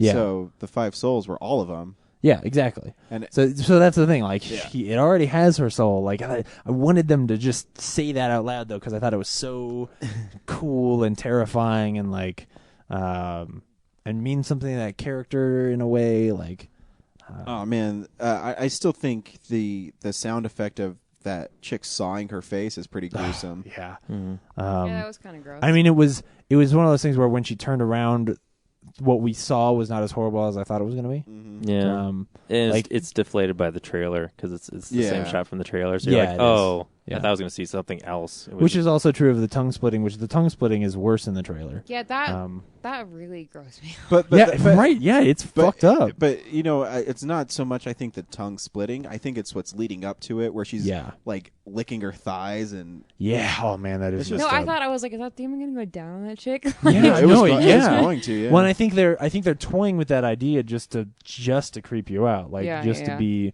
and I think maybe it's almost more terrifying to think that if it hadn't been for the razor blade, she would have. I know, right? Oh, it's fucked up. And, That's gross. there's parts too where they play on the original Evil Dead. When Ash gets his hand infected, he cut it off and he was fine. Yeah. And in this one, I think it's actually pretty creepy when Mia's possessed in the cellar and she's like, "Don't you cut it off, bitch! Don't you cut it off!" And then she cuts it off and she laughs anyways because she knows there's nothing she can do about it. And Yeah. Well, I think you could say like, well, she Ash doesn't wait as long. Ash chops it off at the wrist. Like, she has to chop it off way up here. It loses way more blood. That, and I mean, man, one when of that my- arm falls off and there's that one sinewy straight. Oh man, that was one of the times that people really in the See, theater and were that- like, oh. see, I think that's way worse than 127 hours. Oh yeah, well yeah, well 127 hours is all about No. the sound and the experience. It's not what you're seeing. It's And then what you have to you're- deal it's with what you're Danny feeling. Boyle's horrible. Well, no, direction. they were describing like, well, I guess it was me from like the Yeah. but describing like slicing that nerve, and this one you just saw Right. like shit Yeah. stretching and giving way, basically. Yeah, which is also messed up. But they're just two very different But approaches. you don't see towards- the like emotional physical response to it. Yeah, yeah. I don't know. I was not I'm disturbed. surprised you loved this movie. I really did. I was not as disturbed Yeah. by what I like. There was not stuff there that I thought was No, going to like, disturb I think people me. were overreacting. but- and said, I had to walk out of it, and No, yeah. because it's Pussy, so over like- the top that it's not. Yeah, I mean, it's done more realistically than Evil Dead, and the originals, but yeah. I mean, it's still gruesome, but I mean, it's not like, oh my god, I can never see this movie again, and I fainted watching it. And I think Well, I think and part of it think is that the that's the hype that they want them to make money. Right. So like Oh, yeah. all those stories they like those the more circulated ones for sure. I think part of it is that the tension. Once the tension starts, it just doesn't stop. Yeah. No, it's Like every an now and hour then, straight. and it's funny because you kept saying like, "Oh, there's no comedy in this movie." There is, because in college, when I drove over my friend's foot, the way we yes, fixed the it, duct tape. Oh the way my that we gosh. fixed it was we took him home and put a sock over his foot and then duct taped it really tight. No, and you every didn't. time No, that they, let's clarify. You didn't take him home. Well, You went to Walmart first. yeah, you're right. We went to Walmart first, then when we got home from Walmart, we duct taped his foot all up real tight so he'd be okay. And every time that somebody gets hurt, man, the professor fucking gets stabbed 17 times. He gets fucked up. Like with the last time when he finally dies, I was like, man, he was a trooper. Good for him. Way to go, that guy. Because at that point, like, he's got one hand is crushed. He's got about 48 nails all over him. He's been stabbed a few times. He killed his girlfriend, or I guess I don't know if they were together or not, but man. Yeah, it was ridiculous. That poor Well, guy. and I have to say, just as like a nursing student, if you ever get impaled by something, do not take it out. Do not take it out. Next time I get stabbed and it's stuck in me, I'm taking it out. Yeah, just to watching prove it my bleed wife out. wrong. Do not, And then because I'm you're gonna gonna heat rip up shit on the way I'm out. gonna heat up a piece of metal and just go. Just cauterize it yourself. Because that is how it works, honey. Yeah. Yep. No, well, if you get stabbed with a knife, you just heat up the knife while it's still in you, and then rip it you're out good. while it's hot, and You're that good. way it seals Just everything. hook in like there. a car battery to it. Yeah, you're good. like like if you're especially if it's like in or near your heart, just heat that shit up like with just a lighter, Yeah. you know. Hey, and you know what, guys? Big spoiler: Bruce Campbell does make an appearance in this movie. Yeah, the chin. I mean, he doesn't. I mean, it's not even. It's just really It's just at the end he goes groovy, and you know Everyone knows what it is. He's basically saying that the movie's cool. I think. Yeah. It's almost just like if the director showed up at the end of the movie and was like, "Hey." Well, because he's and been then like left. alluding to it on Twitter forever. Like everyone asked me, like, "Are you going to be the new, Evil Well, but Dead movie?" he always like firmly said no, but in a way that was like, "Oh yeah, Talia al Ghul's not in the Dark Knight at all." Yeah, like, yeah. You know, Dark Knight Rises, I guess. Yeah. Obviously, she's not in the Dark Knight. So a split jury here at the. I don't know. I say meh because I wasn't. I don't know. It was all right, but you were expecting to be disturbed by it, but I was I think expecting it's to be like it was like puke worthy from what I Right. understood, but it wasn't. I think it's a can any fucking movie be puke worthy. I think it's a Well, not fantastically for us, made certainly. movie. I think so too. I think it's it's really well done. Yeah, I would agree with that. I mean, and what was really cool was hearing it again in full, like surround sound. Yeah. When the professor was reading on how to stop the demon, it was the background was playing the tape from the first Evil Dead. Yeah, and it was awesome. There's dialogue from what's her name? There's credit from other dialogue from other audio from the original movies. So next week, boys, we're seeing 42. Yeah, which is the Jay-Z movie. You son of a bitch! It's a Jackie Robinson movie, and Harrison Ford is in it. So I'm excited. It's a diversity movie, honey. I know, me too. I love Jackie Robinson. Don't look at me like I'm an asshole. I love Every sports. time you see this movie, every time you see the preview for this movie, rather, you're always like, that fucking Jay-Z ruined. Yeah, because the Jay-Z ruins that. It does. Song. It really ruins the that movie trailer because you don't need it. That trailer because the is story going of Jackie along- Robinson yeah. is super inspiring. So you don't need a horrible. I hate Jay-Z anyways because. One, he doesn't write lyrics down, so he thinks he's so great that he doesn't need to write lyrics. Two, he thinks he's so cool because his wife's Beyonce. And three, his daughter's annoying. Hey, Beyonce's fucking bomb. Let's I didn't not say talk shit about Beyonce. I didn't say anything bad about Beyonce. I She's said not Jay-Z great. thinks he's cool because he's married to Beyonce. James. She's not great. James. Man, did you see that? Did you see that Beyonce video? It was one of the best videos of all time. You know, of all time. That's what I was saying too. When people said her Super Bowl thing was great, I said no, it wasn't. bullshit. She's out there shouting Oh and my not gosh. singing. It's fucking She's- bullshit. She's going, yeah, yo, Yeah. yeah, Oh. yo. If somebody ever gave her, if somebody ever made her listen to real music, she is she'd probably so give up. fucking fabulous. I No, don't she's- understand why. Like this argument right here has no merit. Yeah, she's Beyonce is fucking fabulous. she's got about as much talent as a linoleum floor. So we're gonna see 42 next week. Yeah. Only I could. It'll be good. Until next week, this has been an Ableist Visions production. We're also going to have a filmmaker guest. Oh, yeah. So if you like midget zombie movies, stay tuned for that. Wow, really hey, Brad, midget is not a politically correct term. I didn't Say name a the real movie. person. Yeah, they prefer the term Oompa Loompa. They prefer the two Hey, Ryan got to be dwarf offensive the zombie. whole episode. I get to say one thing, all No, right? and I'm only offensive in my wife's eye. Miss politically correct.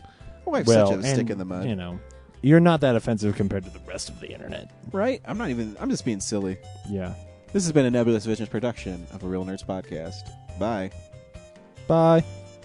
Suck my balls. Swallow your soul. But fancy.